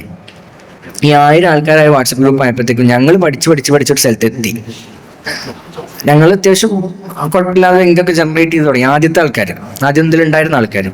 അപ്പൊ ഈ പുതിയ വരുന്ന ആൾക്കാരെ സംബന്ധിച്ചിടത്തോളം ഞങ്ങളുടെ ഡിസ്കഷൻസ് ഒക്കെ എത്താൻ പറ്റണില്ല. അവരുടെ പ്രശ്നം എന്താണ്, ഞങ്ങൾ ഓൾറെഡി ഡിസ്കസ് ചെയ്യുന്നത് ഇതിന്റെ ഇപ്പോഴത്തെ ഫൈൻ ട്യൂൺഡ് സാധനമായിരിക്കും. അപ്പൊ അവർക്ക് ബേസിക് നോളജ് ഇല്ലാത്തതുകൊണ്ട് നമ്മളെ കൂടെ ക്യാച്ച് ചെയ്യാൻ പറ്റില്ല. അപ്പൊ ഇതിൽ കുറെ ആൾക്കാർ ചോദിച്ചു നമുക്ക് എന്തെങ്കിലും ഒരു സെഷനായിട്ടോ വെബിനാറായിട്ടോ ഓൺലൈനായിട്ട് എന്തെങ്കിലും പഠിപ്പിച്ചു തരാൻ പറ്റുമോ എന്നൊക്കെ ചോദിച്ചു. നമ്മൾ ഓൾറെഡി പഠിച്ചുകൊണ്ടിരിക്കുകയാണ്. ഒന്നുമില്ല, നമ്മൾ പഠിച്ച കാര്യങ്ങൾ അവരെ പഠിപ്പിച്ചു കൊടുക്കുക, നമ്മൾ ചെയ്യുന്ന കാര്യങ്ങൾ അവരെ കൂട്ടി ചെയ്യിപ്പിക്കുക, ഇത്രയേ ഉള്ളൂ. അങ്ങനെ ഞാൻ എന്ത് ചെയ്തു വെച്ച് കഴിഞ്ഞാൽ, അങ്ങനെയാണെങ്കിൽ ഞാൻ എന്ത് ചെയ്യാം, നമുക്ക് ഓൺലൈനായിട്ട് ഞങ്ങൾ ട്രേഡ് ചെയ്യുന്ന സമയത്ത് ലൈവായിട്ട് ഗൂഗിൾ മീറ്റ് ഇട്ടിട്ട് നമുക്ക് അതിലിരുന്ന് പറയാം. അപ്പൊ അതിന്റെ കൂട്ടത്തിൽ നമുക്ക് കുറച്ച് കാര്യങ്ങൾ എന്ത് ചെയ്യാം, പഠിപ്പിച്ചു തരും ചെയ്യാം. അപ്പൊ ഞാൻ ഈ കോണ്ടന്റ് ക്രിയേറ്റ് ചെയ്യുന്ന സമയത്ത് കോണ്ടന്റ് സെറ്റ് ചെയ്യാൻ വേണ്ടിയിട്ട് കുറെ കോണ്ടന്റുകൾ പ്രിപ്പയർ ചെയ്തിട്ടുണ്ട്. അപ്പൊ ഇതെല്ലാം കൂടി ഞാനൊരു മൊഡ്യൂളാക്കി, ഒരു ടെക്സ്റ്റ് ബുക്ക് ഒക്കെ പോലെ മൊഡ്യൂളാക്കി. ഇത് ഞാൻ അങ്ങനെ ഓരോ ദിവസം പഠിപ്പിച്ചു. അങ്ങനെ ഒരു 15 ദിവസം കൊണ്ട് ഏകദേശം ഇവർക്ക് ബേസിക്സ് എല്ലാം മനസ്സിലാക്കി ഇവർക്ക് സ്വന്തമായിട്ട് ഇതിൽ പാർട്ടിസിപ്പേറ്റ് ചെയ്യാൻ പറ്റുന്ന ലെവലിലേക്കുള്ള ഒരു നോളജ് ഇവരെ ഷെയർ ചെയ്യാം എന്ന രീതിയിലാണ് ഞാൻ അതിൽ സ്റ്റാർട്ട് ചെയ്യുന്നത്. അങ്ങനെ ചെയ്തുകൊണ്ടിരിക്കുന്ന സമയത്ത് ഞാനിങ്ങനെ ഒരു പരിപാടിക്ക് പോകണ്ടായി. ഈ ട്രേഡേഴ്സൊക്കെ കൂടുന്നൊരു പരിപാടിക്ക് ഒരു ഇൻവിറ്റേഷൻ കിട്ടിയിട്ട് പോകണ്ടായി അറ്റൻഡ് ചെയ്യാൻ വേണ്ടിയിട്ട്. അങ്ങനെ അറ്റൻഡ് ചെയ്യാൻ വേണ്ടിയിട്ട് പോയ സമയത്ത് അവിടെ ഒരു one of the mentor person ഉണ്ടായിരുന്നു. ആൾ വർഷങ്ങളായിട്ട് ട്രേഡിങ്ങും സ്റ്റോക്ക് മാർക്കറ്റൊക്കെ ചെയ്യുന്നു, അതിൽ ഇൻസ്റ്റിറ്റ്യൂട്ടൊക്കെ റൺ ചെയ്യുന്നു, ഫൈനാൻഷ്യൽ ഇൻസ്റ്റിറ്റ്യൂഷൻസ് ഒക്കെ റൺ ചെയ്യുന്നു. അപ്പോൾ ആൾ എൻ്റെ അടുത്ത് പറഞ്ഞു വെച്ചാൽ ഇത് ഫ്രീ ആയിട്ട് കൊടുത്തു കഴിഞ്ഞാൽ വാല്യൂ ഉണ്ടാവില്ല. ആൻഡ് ഓൾസോ അവർക്ക് അതിൽ നിന്ന് എന്തെങ്കിലും ബെനിഫിറ്റ് ഉണ്ടാവണമെന്നുണ്ടെങ്കിൽ അവർ സീരിയസ് ആയിട്ട് അപ്രോച്ച് ചെയ്യണം. സീരിയസ് ആയിട്ട് അപ്രോച്ച് ചെയ്യണമെന്നുണ്ടെങ്കിൽ അവർ 1 രൂപയെങ്കിലും എനിക്ക് പേ ചെയ്തിരിക്കണം. അതുകൊണ്ട് ഫ്രീ ആയിട്ട് കൊടുക്കരുത്. എന്ത് കൊടുക്കുന്നുണ്ടെങ്കിലും അതിന്റെ വാല്യൂവിനനുസരിച്ച് എൻ്റെ സമയം ചെലവാക്കണില്ല, സമയത്തിന് നീ വാല്യൂ ചെയ്യണം എന്നുള്ള സംഭവം. അന്ന് മുതലാണ് ഞാൻ ചിന്തിച്ചു തുടങ്ങുന്നത് എൻ്റെ സമയത്തിന്റെ വാല്യൂ എന്താണ്, നമ്മുടെ സമയത്തിന്റെ വാല്യൂ എങ്ങനെയാണ് നമ്മൾ കണക്കൂട്ടുക. സിമ്പിൾ ഇക്വേഷൻ പറയുകയാണെങ്കിൽ നമ്മൾ ഒരു വർഷം എത്ര രൂപയുടെ ടേൺ ഓവർ ചെയ്യുന്നുണ്ട്, ആ ടേൺ ഓവർ എത്ര രൂപന്റെ വരുമാനം നമ്മൾ കൊണ്ടുവരുന്നുണ്ട്, അതിനെ 365 ഡേയ്സ് വെച്ചിട്ട് സ്പ്ലിറ്റ് ചെയ്തിട്ട് അതിന് 24 ഒരു മണിക്കൂറിന്റെ പൈസ കിട്ടും. അപ്പൊ നമ്മൾ ആ സമയം സ്പെൻഡ് ചെയ്യുന്നതിനുള്ള ഒരു വാല്യൂ നമുക്ക് അവിടെ കിട്ടണ്ടേ. ആൻഡ് ഓൾസോ ഇത് വാല്യൂ നമ്മൾ ഷെയർ ചെയ്യുമ്പോൾ അവരത് സീരിയസ് ആയിട്ട് എടുക്കണം, അവരതിൽ നിന്ന് ആക്ഷൻസ് എടുക്കണമെങ്കിൽ അവർക്ക് എന്തെങ്കിലും ഇൻവെസ്റ്റഡ് ആയിരിക്കണം അതില്ല, അല്ലേ? അങ്ങനെയാണ് എന്നാ ഒന്ന് ട്രൈ ചെയ്ത് നോക്കാം എന്ന രീതിയിൽ ആ സമയത്ത് തന്നെ നമ്മൾ നേരത്തെ പഴയ ഫോട്ടോസ്റ്റാറ്റ് ഷോപ്പിന്റെ സംഭവം പറഞ്ഞല്ലോ, ആ ഫോട്ടോസ്റ്റാറ്റിന്റെ ഷോപ്പ് പിന്നെ നമ്മൾ കൊടുത്ത ടീം ഒഴിവാക്കിയിട്ട് പോവാന്ന് പറയും. അപ്പോൾ ഞാൻ ട്രാവൽസിലുണ്ട്, അതിൻ്റെ കൂടെ തന്നെ ആ ഷോപ്പ് എന്ത് ചെയ്യാം നമുക്ക് എടുക്കാം. അവിടെ നമുക്ക് എന്ത് ചെയ്യാം, ഒരു ചെയറൊക്കെ ഇട്ടിട്ട് ഒരു സംഭവം ചെയ്തു നോക്കാന്ന് പറഞ്ഞു. അപ്പം അത് എടുക്കാൻ പൈസ വേണമല്ലോ. അപ്പം ഞാനാണെങ്കിൽ ഓൾറെഡി ട്രേഡിങ്ങിൽ ഇൻവെസ്റ്റ്മെന്റ് ക്യാപിറ്റൽ അതൊക്കെ വേണ്ടിയിട്ട് ഇങ്ങനെ പോവാണ്. അപ്പം അത് എടുക്കാനായിട്ടുള്ള പൈസ എൻ്റെ അടുത്തില്ല. അപ്പം ഞാൻ വിചാരിച്ചു അങ്ങനെയാണെങ്കിൽ ഓൺലൈനിൽ ഒരു ബാച്ച് അനൗൺസ് ചെയ്ത് നോക്കാം, എന്നിട്ട് നമുക്ക് കൊടുത്ത് നോക്കിയിട്ട് ഇത് ഓക്കെ ആണെങ്കിൽ അവർക്കും ഓക്കെയാണ്, സാറ്റിസ്ഫൈഡ് ആണെന്നുണ്ടെങ്കിൽ നമുക്കിതൊക്കെ മൂവ് ചെയ്യാം. അങ്ങനെ ഞാൻ ആ വാട്സപ്പ് ഗ്രൂപ്പിൻ്റെ അകത്ത് മെൻറ്റർഷിപ്പ് അനൗൺസ് ചെയ്തു. 10,000 റുപ്പീസ് ഫീസാണ്, പക്ഷെ ആദ്യം പൈസ തരണ്ട, പഠിച്ചിട്ട് നിങ്ങൾ സാറ്റിസ്ഫൈഡ് ആണെങ്കിൽ പൈസ തന്നാൽ മതി. 15 ദിവസത്തെ ഓൺലൈൻ ക്ലാസ്. 30 പേര് അന്ന് അഡ്മിഷൻ രജിസ്റ്റർ ചെയ്തു. 30 കൂടുതലാണ്, 30 പേരാണ് കണ്ടിന്യൂ ചെയ്ത്, ഫുള്ളായിട്ട് കണ്ടിന്യൂ ചെയ്തു. 30 പേരും അന്ന് എനിക്ക് പൈസ തന്നു. ഒറ്റയടിക്ക് എനിക്ക് 3 ലക്ഷം രൂപ എന്ത് ചെയ്തു, 15ാമത്തെ ദിവസം എനിക്ക് കിട്ടി. ആ 3 ലക്ഷം രൂപയ്ക്ക് നേരെ അപ്പുറത്തെ ഷോപ്പ് മേടിച്ചു, അതിലേക്ക് ചെയർ വാങ്ങിയിട്ടു, ടേബിൾ വാങ്ങിയിട്ടു, ഒരു TV വാങ്ങി, ഓഫ്ലൈനിൽ സെൻറ്ററായി. അടുത്ത ബാച്ച് നമ്മൾ ഓഫ്ലൈനും ഓൺലൈനും ചെയ്തു. ഓഫ്ലൈൻ കൊടുക്കുന്ന അതേ ക്ലാസ് തന്നെ ഓൺലൈനിൽ സ്ട്രീം ചെയ്തു. അവിടുന്ന് അന്ന് തുടങ്ങിയ ആ ഇൻസ്റ്റിറ്റ്യൂഷനെ നമ്മൾ പേരിട്ടത്, ഉണ്ടായിരുന്ന റോയൽ ട്രേഡേഴ്സ് ഉണ്ടായിരുന്നല്ലോ, ആ റോയൽ ഇങ്ങനെ എടുത്തിട്ട് royal academy for finance studies എന്നുള്ള ഒരു പേരിലോട്ട് നമ്മളതിനെ ബ്രാൻഡ് ചെയ്തു. അവിടുന്ന് അതിനെ നമ്മൾ പിന്നീട് കൊച്ചിയിലോട്ട് സ്കെയിൽ ചെയ്തു. കൊച്ചിയിൽ ക്യാമ്പസ് ഉണ്ടായി. അവിടുത്തെ ACCA ക്യാമ്പസുമായിട്ട് കൊളാബറേറ്റ് ചെയ്തിട്ടാണ് നമ്മൾ ചെയ്തിട്ടുണ്ടായിരുന്നു. ആൻഡ് ഇന്നിപ്പോൾ അതൊരു എട്ടക്കാണ്. ട്രേഡിംഗ് എന്നുള്ളത് ഒരു ഡൊമൈൻ മാത്രമാണ്, അതിൽ ഒരു പേഴ്സണൽ ഫൈനാൻസ് പഠിക്കാൻ പറ്റുന്ന ഒരു എട്ടക്കാണ്. അതിൻ്റെ അകത്ത് നിങ്ങൾക്ക് നിങ്ങളുടെ കംപ്ലീറ്റ് മണി മാനേജ്മെന്റ് പഠിക്കാൻ പറ്റുന്ന രീതിയിലുള്ളൊരു കോൺസെപ്റ്റ് ആക്കിയിട്ട് അതിനെ മാറ്റിയിട്ടുണ്ട്. അതിപ്പോൾ അത്യാവശ്യം ഒരുപാട് ആളുകളെ ഫൈനാൻഷ്യൽ എംപവർ ചെയ്യാൻ നമുക്ക് അതിലൂടെ സാധിച്ചിട്ടുണ്ട്. ആ കമ്മ്യൂണിറ്റി ഒരുപാട് ഗ്രോ ചെയ്തു. ഇപ്പം ഞാൻ അതിലില്ലേ ഇല്ല, കംപ്ലീറ്റ്ലി ടീമാണ് ഹാൻഡിൽ ചെയ്യുന്നത്. മെന്റേഴ്സ് ഉണ്ട്, ഫാക്കൽറ്റീസ് ഉണ്ട്, കാര്യങ്ങളുണ്ട്. നമ്മൾ ഏകദേശം 2.5 കോടി രൂപയോളം കഴിഞ്ഞ വർഷങ്ങളായിട്ട് അതിൽ നിന്ന് നെറ്റ് പ്രോഫിറ്റ് ജനറേറ്റ് ചെയ്തു. അതിൻ്റെ അകത്തുനിന്ന് നെറ്റ് പ്രോഫിറ്റ് ജനറേറ്റ് ചെയ്തു. ഇതിൻ്റെ അകത്ത് ഞാൻ നേരത്തെ സ്റ്റിക്കർ കീസിന്റെ എക്സാമ്പിൾ പറഞ്ഞല്ലോ, അതുപോലെ തന്നെയാണിത്. ഇതിൽ എവിടെയെങ്കിലും ഞാൻ 1 രൂപ ഇൻവെസ്റ്റ് ചെയ്തതായിട്ട് പറഞ്ഞോ? എനിക്ക് ട്രേഡ് ചെയ്യാൻ വേണ്ടിയിട്ട് ഞാൻ എൻ്റെ ട്രേഡിംഗ് അക്കൗണ്ടിൽ ഒരു 25,000 അത് എനിക്ക് ട്രേഡ് ചെയ്യാൻ വേണ്ടിയിട്ട് ഇൻവെസ്റ്റ് ചെയ്തു. അല്ലാതെ ഈ ബിസിനസ്സിന് ഞാൻ എവിടെയെങ്കിലും പൈസ ഇൻവെസ്റ്റ് ചെയ്തോ? എവിടെയെങ്കിലും ഇൻവെസ്റ്റ് ചെയ്തോ? ഇല്ല. ഇവരുടെ അത്രയും പ്രോഫിറ്റ്സ് കഴിഞ്ഞ 5 years ആയിട്ട് നമുക്ക് ജനറേറ്റ് ചെയ്യാൻ പറ്റിയത് ആ ഒരു വെഞ്ചറിനാണ്. ഇതായിരുന്നു പിന്നെ എൻ്റെ അടുത്തൊരു സംരംഭം. പിന്നീട് ഇതുമായിട്ട് കൊച്ചിയിലേക്ക് പോയി. കൊച്ചിയിലും ഇവിടെ നാട്ടിൽ 15 ദിവസം, കൊച്ചിയിൽ 15 ദിവസം. എന്നോട് കുറെ ആൾക്കാർ ചോദിക്കലുണ്ട് എന്തിനാ കൊച്ചിക്ക് പോയതെന്ന്. കാരണം നാട്ടിൽ തന്നെ അത്യാവശ്യം കാര്യങ്ങൾ നടക്കണില്ല, പിന്നെ എന്തിനാണ് അങ്ങോട്ട് പോയത്? എന്തെന്ന് പ്രശ്നം എന്നറിയോ? നാട്ടിലാകുമ്പോൾ നമ്മുടെ നാട്ടിലെ സൂപ്പർ മനുഷ്യനാണ്, പിന്നെ അത്യാവശ്യം പൈസ ഉണ്ട്. അന്നത്തിന്റെ ചെലവുകളൊന്നും ഇല്ലല്ലോ, വീട്ടിൽ പൈസക്ക് ചെലവിന് കൊടുക്കേണ്ട ആവശ്യമൊന്നുമില്ല, പഠിക്കല്ലേ. അപ്പോൾ നമുക്ക് അങ്ങനെ ഒരു എക്സ്പോഷറിന്റെ ഒരു പ്രശ്നം ഉണ്ടായി. അവിടെ എനിക്ക് എന്നും രാവിലെ ഒരേ ആൾക്കാരെ ഞാൻ കാണണം, എന്നും വൈകുന്നേരം ഞാൻ ഒരേ ആൾക്കാരെ കാണണം, എന്നും ഒരേ പ്രശ്നങ്ങൾ, എന്നും ഒരേ സാഹചര്യം. ഇതാണ് എൻ്റെ. അപ്പൊ അതിൻ്റെ അകത്ത് എനിക്ക് ഭയങ്കരമായിട്ട് എന്ത് ചെയ്തു, നമ്മളെന്താ പറയുക, നമ്മൾ വളരെ ഗ്ലോബലായിട്ട് നമ്മൾ പറയും പൊട്ടക്കണ്ടിലെ തവള എന്നൊക്കെ പറയും. അവിടെ നമ്മൾ സൂപ്പറാണ് അല്ലേ. അപ്പൊ അവിടെ സ്വാഭാവികമായിട്ട് സംഭവിക്കണം എന്താ, നമ്മൾ ഗ്രോ ചെയ്യില്ല, നമ്മളെന്തില്ല ഗ്രോ ചെയ്യില്ല. അവിടെ നമുക്ക് എല്ലാം കംഫർട്ടാണ്, എല്ലാം നമുക്ക് എല്ലാം കൊണ്ട് അൽഹംദുലില്ലാഹ് നമുക്ക് എല്ലാം ഉഷാറായിട്ട് പോവാം, എല്ലാ സപ്പോർട്ടും ഉണ്ട്, എല്ലാം ഉണ്ട്. അവിടെ നിന്ന് പക്ഷെ എറണാകുളത്തേക്ക് മാറുമ്പോൾ അവിടെ എനിക്ക് ഒന്നുമില്ല. അവിടെ ഞാൻ എന്താണ്, സീറോ അല്ല മൈനസാണ്. അവിടെ ഞാൻ ബിൽഡ് ചെയ്തെടുക്കണം, സീറോക്ക് എത്തണം, സീറോന്ന് പിന്നെ സർവൈവ് ചെയ്യണം. റൈറ്റ്, പുതിയൊരു സ്ഥലത്തേക്ക് മാറുമ്പോൾ. അപ്പൊ ഞാൻ എന്താ നോക്കിയെന്ന് വെച്ച് കഴിഞ്ഞാൽ, കൊച്ചിയിൽ കുറെ ആൾക്കാർ എൻക്വയറി ചെയ്യുന്നുണ്ട്, കൊച്ചിയിൽ നിങ്ങൾ ഓഫ്ലൈൻ കൊടുക്കാൻ പറ്റുമെങ്കിൽ. കൊച്ചിയിൽ നിന്നൊക്കെ ആൾക്കാർ നമുക്ക് ഇവിടെ വന്ന് പഠിക്കണ്ടായി, വൈലത്തൂർ വന്നിട്ട് പഠിക്കണ്ടായി. അപ്പൊ ഞാൻ നോക്കുമ്പോൾ വെച്ചാൽ അവിടെ ഒരു ബാച്ച് അനൗൺസ് ചെയ്ത് എത്ര പേര് ഇൻട്രസ്റ്റഡ് ആണെന്ന് നോക്കി. അപ്പൊ അത്യാവശ്യം ഇൻട്രസ്റ്റഡ് ആണ്. അതെന്ന് വെച്ചാൽ ഞാൻ നേരെ പോയിട്ട് കയ്യിലുള്ള പൈസ എല്ലാം കൂടി കൂട്ടിയിട്ട് അവിടെ പോയിട്ട് എന്ത് ചെയ്യാൻ, ഒരു ഇൻസ്റ്റിറ്റ്യൂട്ട് തുടങ്ങാൻ വേണ്ടിയിട്ട് ബിൽഡിംഗ് എടുത്ത് പണിയെടുക്കല്ലേ ചെയ്തത്. അവിടെ ഉള്ളൊരു ACCA ക്യാമ്പസ് ഉണ്ട്. നമ്മളൊരു നേരത്തെ ഉള്ള കണക്ഷൻ ആയിരുന്നു, ആളെ കണക്ട് ചെയ്തു, ഫ്രണ്ടിന്റെ ഫ്രണ്ട് ആയിരുന്നു, ആളെ കണക്ട് ചെയ്തു. അവരവിടെ ഏകദേശം 8ഓളം ക്ലാസ് റൂംസ് ഉണ്ട്, ഒരു വലിയ ക്യാമ്പസാണ്. അതിൽ എങ്ങനെയായാലും ഒരു 2 ക്ലാസ് റൂം എപ്പോഴും ഫ്രീ ആയിരിക്കും, കാരണം അവർക്ക് പേപ്പർ വൈസ് അല്ല പഠിക്കുന്നത്. അപ്പോൾ ഒരു ക്ലാസ് റൂം ഒരു മാസത്തിൽ 15 ദിവസത്തേക്ക് റെൻ്റായിട്ട് എനിക്ക് വേണമെന്ന് പറഞ്ഞു.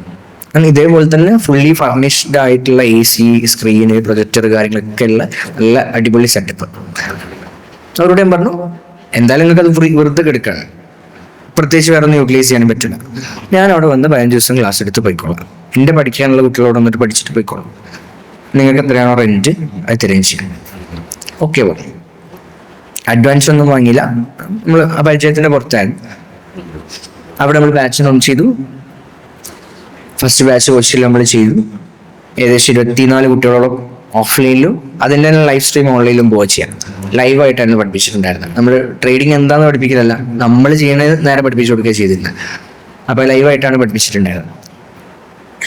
അത് പിന്നീട് എത്രയോ ബാച്ചുകൾ നമ്മൾ അവിടെ കണ്ടിന്യൂ ചെയ്തു. ഇന്നും നമ്മൾ അവിടെ ക്യാമ്പസ് തുടങ്ങിയിട്ടില്ല.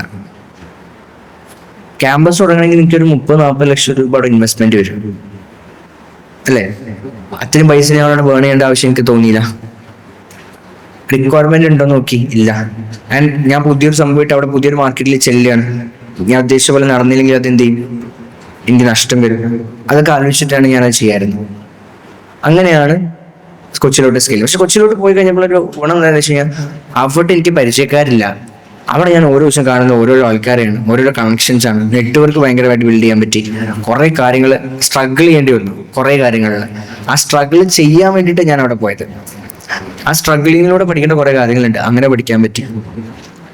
അതിനുശേഷമാണ് പിന്നെ നമ്മൾ ഈ ഫൈനാൻഷ്യൽ മാർക്കറ്റ്സിൽ തന്നെ IT-യുടെ ഒരു സാധ്യതയെ കുറിച്ചും IT ഡെവലപ്മെന്റ്സിനെ കുറിച്ചൊക്കെ നോക്കുന്നതും, ഫൈനാൻഷ്യൽ മാർക്കറ്റ്സിൽ ഡിഫറെന്റ് പ്രൊഡക്റ്റുകൾ ഡെവലപ്പ് ചെയ്യാൻ വേണ്ടിയിട്ട് നമ്മൾ IT വിങ്ങിനെ ഡെവലപ്പ് ചെയ്യാൻ നോക്കുന്നത്. അപ്പം ആ സമയത്ത് തന്നെ എൻ്റെ തന്നെ കൂടെ പഠിച്ചൊരു പയ്യൻ IT ഇൻഡസ്ട്രിയിലുള്ളതാണ്. അപ്പോൾ അവനോട് സോഫ്റ്റ്വെയർ എഞ്ചിനീയർ ആണ്. അപ്പോൾ അവനിങ്ങനെ സ്വന്തമായിട്ട് ഒരു സംരംഭം തുടങ്ങാമെന്നൊരു താല്പര്യമൊക്കെ കാണിക്കുന്നത് കണ്ടപ്പോൾ ഞാൻ അവനോട് പറഞ്ഞു, നീ തുടങ്ങി, ഞാൻ സപ്പോർട്ട് ചെയ്യാം. അപ്പോൾ എനിക്ക് ഫൈനാൻഷ്യലി സപ്പോർട്ട് ചെയ്യാൻ പറ്റി. ഒരു IT ഫേം നമ്മൾ സ്റ്റാർട്ട് ചെയ്തു. ആ IT ഫേമിൽ ഞങ്ങൾക്ക് പിന്നീട് നമ്മൾ IT പഠിപ്പിക്കുന്ന ഒരു ഇൻസ്റ്റിറ്റ്യൂട്ട് സ്റ്റാർട്ട് ചെയ്തു. ഇതെല്ലാം കൂടി മാർക്കറ്റ് ചെയ്യാൻ വേണ്ടി നമ്മളൊരു മാർക്കറ്റിംഗ് ടീമിനെ ഫോം ചെയ്തു. അത് പിന്നീട് മാർക്കറ്റിംഗ് ഏജൻസി ആക്കി.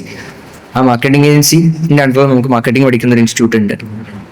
അതിനെല്ലാം കൂടി കമ്പൈൻ ചെയ്ത് പിന്നീട് നമ്മൾ തിരൂരിൽ നമ്മളുടെ ഒരു ഓഫീസ് സ്റ്റാർട്ട് ചെയ്തു. അതിപ്പോൾ നമ്മൾ സ്കെയിൽ ചെയ്തു. ഏകദേശം ഒരു 9,000 സ്ക്വയർ ഫീറ്റിൽ 2 ഫ്ലോറിലായിട്ട് വൈലത്തൂർ നമ്മൾ IT ഫേമും മാർക്കറ്റിംഗ് ഏജൻസിയും അതിൻ്റെ ഇൻസ്റ്റിറ്റ്യൂട്ട്സ് ഒക്കെ റൺ ചെയ്യുന്നുണ്ട്. പിന്നെ നെക്സ്റ്റ് സ്വന്തമായിട്ട് ബിസിനസ് തുടങ്ങാന്നുള്ളതിനെക്കാട്ടിലും ഇങ്ങനെ ബിസിനസ് തുടങ്ങുന്ന ആൾക്കാരായിട്ടൊക്കെ കണക്റ്റഡ് ആവാൻ തുടങ്ങിയപ്പോൾ അവരുടെ കൂടെ പാർട്ട്ണർ ചെയ്തിട്ടും റണ്ണിങ് ആയിട്ടുള്ള ബിസിനസ്സുകളിൽ കൂടെ നമ്മൾ ഇൻവെസ്റ്റ് ചെയ്തിട്ടും അതായിട്ടും നമ്മൾ കൺസൾട്ട് ചെയ്തിട്ടും ഒക്കെ പാർട്ട്ണർ ചെയ്തിട്ടും ഒക്കെയാണ് പിന്നീട് മറ്റ് കമ്പനീസ് ഒക്കെ വന്നിട്ടുണ്ടായി. പിന്നെ കുറച്ച് ഇൻവെസ്റ്റും ചെയ്യാൻ തുടങ്ങി. നമുക്ക് ഇതിനൊക്കെ ലാഭം വരുന്നത് എടുത്ത് നമ്മൾ കുറച്ച് ഇൻവെസ്റ്റും ചെയ്യാൻ തുടങ്ങി. അപ്പം ഇതിനെല്ലാം കൂടി നമ്മളൊരു ബിസിനസ് ഗ്രൂപ്പ് പോലെയാണ് പിന്നീട് കൊണ്ടുനടക്കുന്നത്. ഞാൻ നേരത്തെയൊക്കെ പറഞ്ഞത് വളരെ സ്ലോ ആയിട്ടാണ് സംസാരിച്ചത്.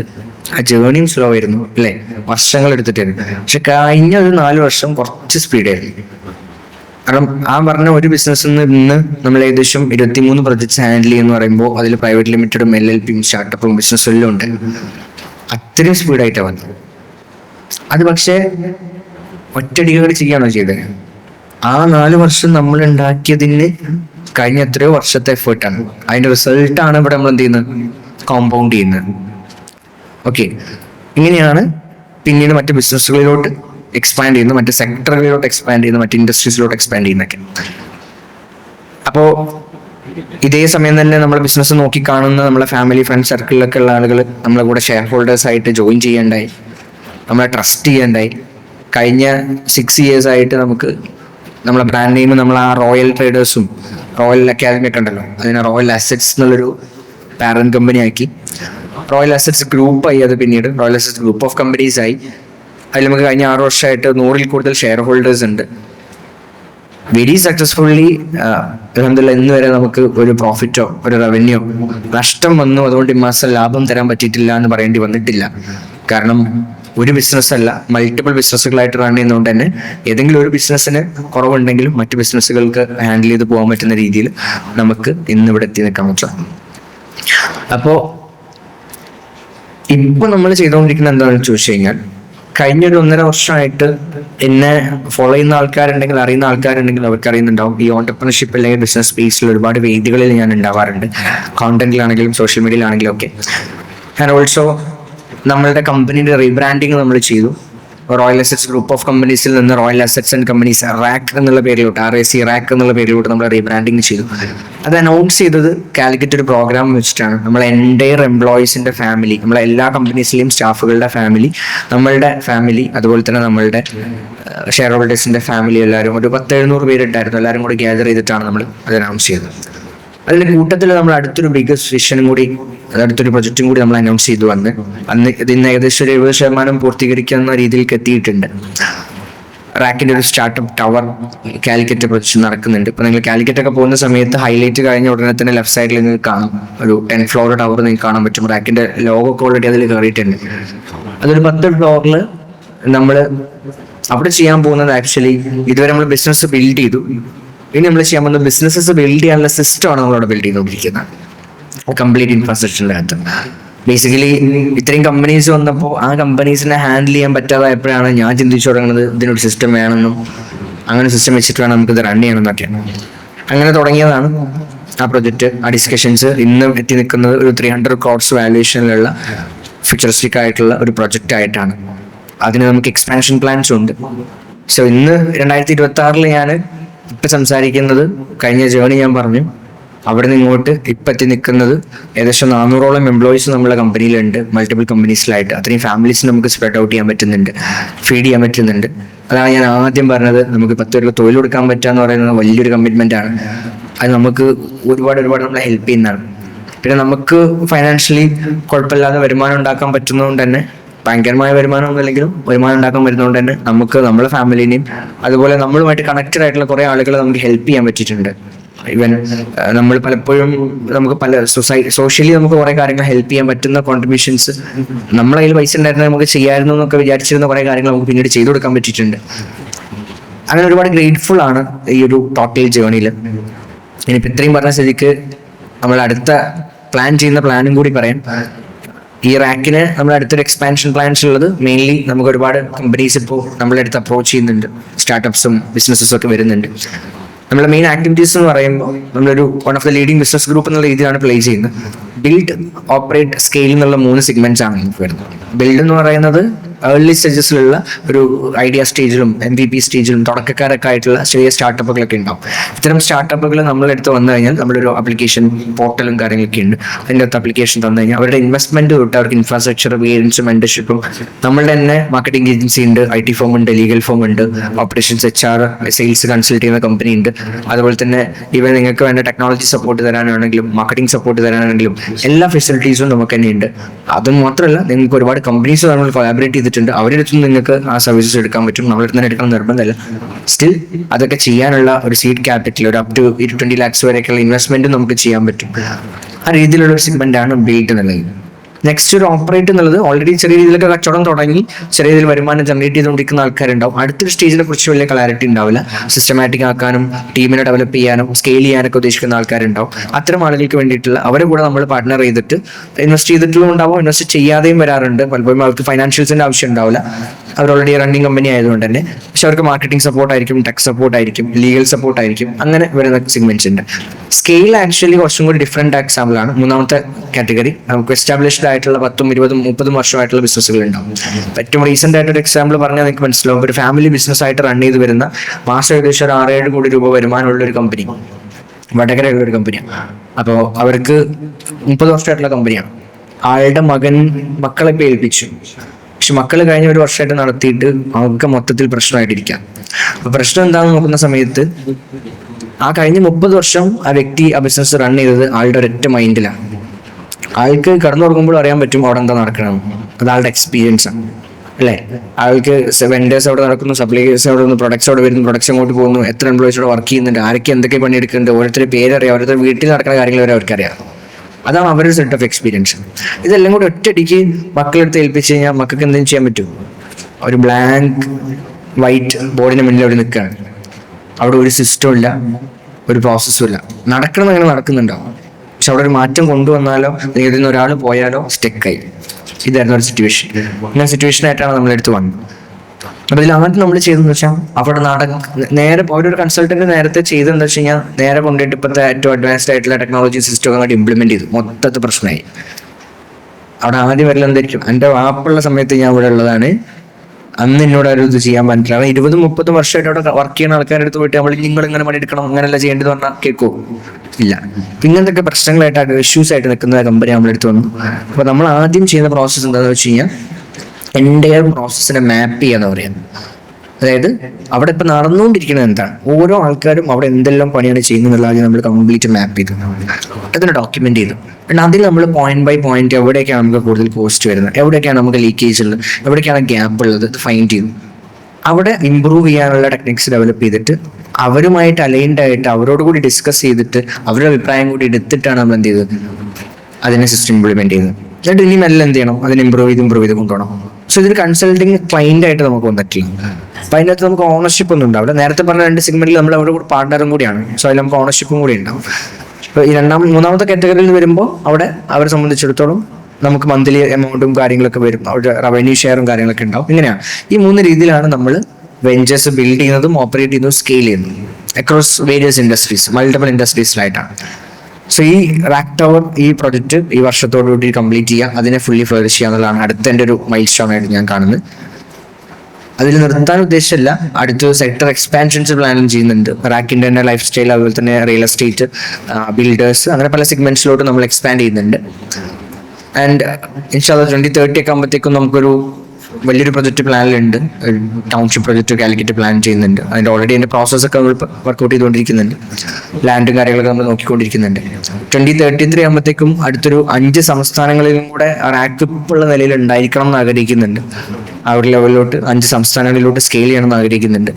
2036 ആകുമ്പോഴത്തേക്കും ഒരു പബ്ലിക് ലിസ്റ്റഡ് കമ്പനി, അതായത് സ്റ്റോക്ക് മാർക്കറ്റിലൊക്കെ ലിസ്റ്റഡ് ആയിട്ടുള്ള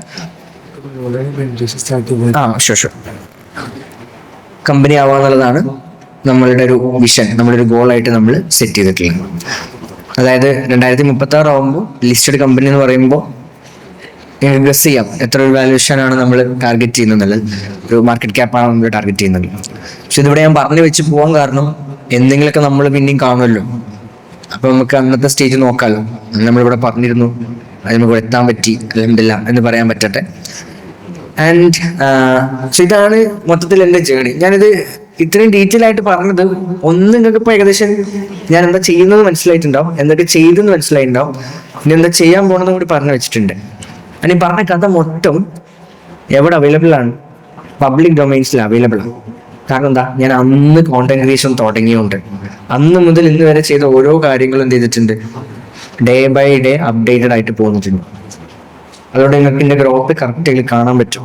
അത് ഇന്ന് എൻ്റെ ഏറ്റവും വലിയ അസെറ്റാണ്. കാരണം ഏതൊരാളെ മുന്നിലും പുതിയതായിട്ട് ഒരാളെ ഞാൻ പരിചയപ്പെടുകയാണ്, അല്ലെങ്കിൽ അയാളോട് കണക്ട് ചെയ്യണം, ഇപ്പം ഇനി എൻ്റെ കൂടെ വർക്ക് ചെയ്യാൻ ഒരു എംപ്ലോയി വരാനാണെങ്കിലും, എൻ്റെ കൂടെ ഒരു ഷെയർ ഹോൾഡർ ആയിട്ടൊരു ഇൻവെസ്റ്റർ വരാനാണെങ്കിലും, എൻ്റെ കൂടെ കൊളാബറേറ്റ് ചെയ്യാൻ വലിയ കമ്പനി വരാനാണെങ്കിലും ഒക്കെ അവരെടുത്ത് പോയി നമ്മൾ സംസാരിക്കുന്ന സമയത്ത് നമ്മൾ ആരാണ് എന്താണെന്നുള്ളത് അവിടെ വിസിബിൾ ആണ്. റൈറ്റ്. ഇത് നമുക്ക് മാനിപ്പുലേറ്റ് ചെയ്യാൻ പറ്റുന്ന സാധനമാണോ, ക്രിയേറ്റ് ചെയ്യാൻ പറ്റുന്ന സാധനമാണോ? അല്ല. കാരണം ഡേ ബൈ ഡേ ചെയ്തു വന്ന കാര്യമാണ്, അല്ലേ? കഴിഞ്ഞ വർഷങ്ങളായിട്ട് നമ്മളെ ഗ്രോത്ത് എന്താണ് എന്നുള്ളത് കറക്റ്റായിട്ട് നമ്മളവിടെ ഡോക്യുമെന്റ് ചെയ്ത് വന്നതും എന്നുകൊണ്ട് അത് എൻ്റെ ഏറ്റവും വലിയൊരു അസറ്റാണ്. അതുപോലെ തന്നെ ഞാൻ എൻ്റെ ഏറ്റവും വലിയൊരു അസറ്റായിട്ട് വിശ്വസിക്കുന്ന സംഭവമാണ് എൻ്റെ ടീം. എൻ്റെ കൂടെ എനിക്ക് വേണ്ടി വർക്ക് ചെയ്യുന്ന ആൾക്കാർ, നല്ല ടാലൻസ്. പിന്നെ ഒന്നാണ് എൻ്റെ നെറ്റ്വർക്ക്. ഇതൊക്കെ എനിക്ക് മാത്രമുള്ളതാണ്, എനിക്ക് മാത്രമേ ചെയ്യാൻ പറ്റുന്നതാണോ?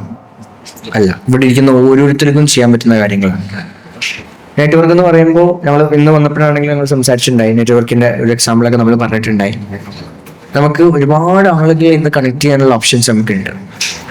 ആരെടുത്തും എന്ത് ആവശ്യങ്ങളും പറഞ്ഞു ചെല്ലാനുള്ള ഓപ്പർച്യൂണിറ്റീസ് നമുക്കുണ്ട്, ആക്സസുകളുണ്ട്. അതിനെ മാക്സിമം യൂട്ടിലൈസ് ചെയ്യുകയാണെന്നുണ്ടെങ്കിൽ തീർച്ചയായിട്ടും നമുക്ക് ആ നെറ്റ്വർക്ക് നമ്മളെ വലിയ രീതിയിൽ ഹെൽപ്പ് ചെയ്യും, ബാക്ക് ചെയ്യാൻ പറ്റും. നമുക്കൊരു പ്രശ്നം വരുമ്പോൾ നമ്മളെ സപ്പോർട്ട് ചെയ്യാൻ അവരുണ്ടാവും. ഇതൊക്കെയാണ് എൻ്റെ ജേർണി എന്ന് പറയുന്നത്. ആൻഡ് ഇനി ടോപ്പിക്കൊക്കെ വരുമ്പോൾ ഞാൻ ഈ പറഞ്ഞ കാര്യങ്ങളൊന്ന് അലൈൻഡ് ആയിട്ട് ഞാൻ കണക്ട് ചെയ്ത് പറയാം. ഇന്നിവിടെ സംസാരിക്കാൻ ഉദ്ദേശിച്ച കാര്യങ്ങളൊക്കെ തന്നെയാണ് ഞാൻ എൻ്റെ ജേർണി കൂടി സംസാരിച്ചത്. അതായത് ബിസിനസ് അല്ലെങ്കിൽ തുടങ്ങാൻ മടി കാണിച്ചിരിക്കുന്ന കുറെ ആൾക്കാരുടെ പ്രശ്നങ്ങൾ എന്ന് പറയുമ്പോൾ, ഒന്ന് റിസ്ക് എടുക്കാനുള്ള ധൈര്യക്കുറവായിരിക്കും, അല്ലെങ്കിൽ ഭയങ്കര റിസ്ക് ആണെന്നുള്ള പ്രശ്നമായിരിക്കും. രണ്ട്, വലിയ ഇൻവെസ്റ്റ്മെന്റ് വേണം, ഫൈനാൻഷ്യൽസ് വേണം എന്നുള്ളതായിരിക്കും. മൂന്ന്, സപ്പോർട്ട് ഉണ്ടാവോ എന്നുള്ളതായിരിക്കും. ഫസ്റ്റത്തെ കാര്യം എന്ന് പറയുമ്പോൾ റിസ്ക് എടുക്കുന്നില്ല എന്നുള്ളതാണ് ഇന്നത്തെ ഏറ്റവും വലിയ റിസ്ക്. നിങ്ങൾക്ക് ഇവിടെ വരണം, ഇവിടെ പരിപാടിയിൽ പങ്കെടുക്കണം, ഇത് കേൾക്കണം, ഇതിനൊക്കെ ഒരു റിസ്ക് നമ്മൾ എടുക്കണില്ലേ? ഒരു വാല്യൂ കിട്ടും, ഒരു റിവാർഡ് കിട്ടും എന്നുള്ളതുകൊണ്ടാണ് നമ്മൾ റിസ്ക് എടുക്കുന്നത്, റൈറ്റ്? റിസ്ക് എടുക്കുമ്പോൾ നമ്മൾ നോക്കേണ്ടത് എന്താണ്? റിസ്കിനെ നമുക്ക് അസസ് ചെയ്യാൻ പറ്റണം. എങ്ങനെ അസസ് ചെയ്യാം? ഈ റിസ്ക് എത്രത്തോളം നമ്മളെ ഫൈനാൻഷ്യലി, മെന്റലി, ഫിസിക്കലി ഒക്കെ ബാധിക്കും അത് നമുക്ക് മനസ്സിലാക്കാൻ പറ്റണം. കാൽക്കുലേറ്റബിൾ ആയിരിക്കണം. അത് നമുക്ക് അഫോർഡബിൾ ആണോ എന്ന് നോക്കാൻ പറ്റണം. അങ്ങനെ നമുക്ക് റിസ്ക് എടുക്കാം. എന്നാൽ അതിന്റെ മാക്സിമം വരാൻ പോകുന്ന പ്രശ്നം എന്താണെന്ന് കൂടി കണ്ടുവെക്കാം. അപ്പൊ പിന്നെ നമുക്ക് പേടിയില്ലല്ലോ. മാക്സിമം ഇതെല്ലാം സംഭവിക്കുള്ളൂ, അതിന്റെ മാക്സിമം ഡൗൺ പോയാൽ ഇതാണ് സംഭവിക്കുക. ചെയ്തു നോക്കാം. അപ്പൊ റിസ്ക് എടുക്കാതിരിക്കുന്നതിൽ പ്രത്യേകിച്ച് ആ ഒരു കാരണമല്ല ശരിക്കും നമ്മളൊന്നും ബിസിനസ് തുടങ്ങാതിരിക്കുന്നതിന്റെ കാരണം എന്ന് പറയുന്നത്. രണ്ടാമത്തെ ഇൻവെസ്റ്റ്മെന്റ് ആണ്. ഞാൻ ഇവിടെ പറഞ്ഞതിൽ എവിടെയെങ്കിലും ഞാൻ ഇൻവെസ്റ്റ്മെന്റ് കിട്ടിയിട്ട് ബിസിനസ് തുടങ്ങിയെന്ന് പറഞ്ഞു അല്ല. ഇൻവെസ്റ്റ്മെന്റ് ഇല്ലാതെ തുടങ്ങിയ ബിസിനസിന്റെ എക്സാമ്പിൾ ഞങ്ങൾക്ക് പറഞ്ഞു തന്നു. അതെങ്ങനെ ആ ബിസിനസിന്റെ ജേർണിയും ആ പ്രോസസ് അടക്കം ഞങ്ങൾക്ക് പറഞ്ഞു തന്നു, അല്ലെ? നിങ്ങൾക്ക് ഒരു എക്സാമ്പിൾ കൂടി ഞാൻ പറഞ്ഞുതരാം. ഇന്ന് നിങ്ങൾക്ക് ഇവിടുന്ന് തുടങ്ങാനാണെങ്കിൽ ഒരു സ്റ്റുഡന്റ് എന്ന നിലയിൽ ഒരുപാട് അഡ്വാൻറ്റേജസ് നിങ്ങൾക്കുണ്ട്. നിങ്ങൾക്കിപ്പോൾ ഒരു സ്കില്ലുണ്ടാവും, ആ സ്കില്ലിനെ നിങ്ങൾ ഷോക്കേസ് ചെയ്യും. ഇപ്പോൾ ഇവിടെ ചിത്രം വരയ്ക്കുന്ന ആളുണ്ട്, അവന് നന്നായി ചിത്രം വരയ്ക്കാൻ അറിയാം. ഇപ്പം ചിത്രങ്ങൾ വരച്ചു സോഷ്യൽ മീഡിയയിൽ പോസ്റ്റ് ചെയ്യാന്നിരിക്കാം. നമ്മളെല്ലാവരും ഇത് ഫോളോ ചെയ്യുന്നുണ്ട്. നിങ്ങൾക്ക് ആർക്കെങ്കിലും ഒരാളുടെ ചിത്രം വരക്കണം, ഗിഫ്റ്റ് ചെയ്യാനാണ്. ആളെടുത്ത് ചോദിക്കില്ല, നിങ്ങൾ വരച്ചിട്ടൊന്ന് ചോദിക്കും. അവൻ പറഞ്ഞൊരു 200 രൂപ എന്നാൽ 200 രൂപ കൊടുക്കൂലേ? അവനതൊരു ബിസിനസ് ആക്കാൻ എളുപ്പമല്ലേ? അത്തരത്തിൽ കുറേ കാര്യങ്ങൾ നമുക്ക് ചെയ്യാൻ പറ്റും. നമ്മൾ പഠിക്കുന്ന ഒരു കാര്യമായിരിക്കാം. നിങ്ങളിപ്പോൾ പഠിച്ചുകൊണ്ടിരിക്കുന്ന കാര്യത്തെക്കുറിച്ച് നിങ്ങൾ സംസാരിക്കുക, പ്രസന്റ് ചെയ്യും. അപ്പൊ അതിനെക്കുറിച്ച് കൂടുതൽ അറിയണമെന്ന് ആഗ്രഹിക്കുന്ന ആൾക്കാരെ എടുത്തു വരും. അതിൽ ബിസിനസ് സാധ്യതകൾ ഉണ്ടാവും. കസ്റ്റമറിന് ആദ്യം ഉണ്ടാക്കാൻ പറ്റും, എന്നിട്ട് പ്രൊഡക്റ്റ് കൊടുക്കാൻ പറ്റും. ഇന്ന് എത്രയോ ബിസിനസ്സുകൾ, എത്രയോ ചെറിയ കുട്ടികൾ വരെ നമ്മൾ കാണുന്നു, അല്ലെ? ജസ്റ്റ് സ്റ്റാർട്ട് ചെയ്യാന്നുള്ളതാണ്. സോ ഇൻവെസ്റ്റ്മെന്റ് എന്നുള്ളത് എന്തല്ല, ഒരു വലിയ പ്രശ്നമല്ല. ഇനി രണ്ടാമത്തത്, ഇൻവെസ്റ്റ്മെന്റ് വേണ്ട കേസസ് ഉണ്ട്, അല്ലെ? ചില ബിസിനസ് ഇൻവെസ്റ്റ്മെന്റ് വേണം. പക്ഷെ ബിസിനസിന്റെ പ്രൊഡക്റ്റ് ഉണ്ടാക്കാനായിരിക്കും ചിലപ്പോൾ ബിസിനസിന്റെ ഇൻവെസ്റ്റ്മെന്റ് വേണ്ടി വരാം.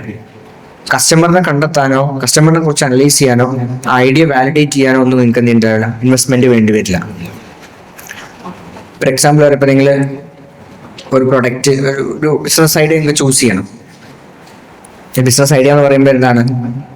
ഒരു സെറ്റ് ഓഫ് ആളുകളുടെ ഒരു പ്രോബ്ലം അല്ലെങ്കിൽ ഒരു നീഡ് അത് സോൾവ് ചെയ്യപ്പെടുകയാണ്. അതിന് അഗെയിൻസ്റ്റ് ഒരു വാല്യൂ നമുക്ക് ട്രാൻസ്ഫർ ചെയ്യുന്നതിനെയാണ് നമ്മളൊരു ബിസിനസ് എന്ന് പറയുന്നത്, റൈറ്റ്?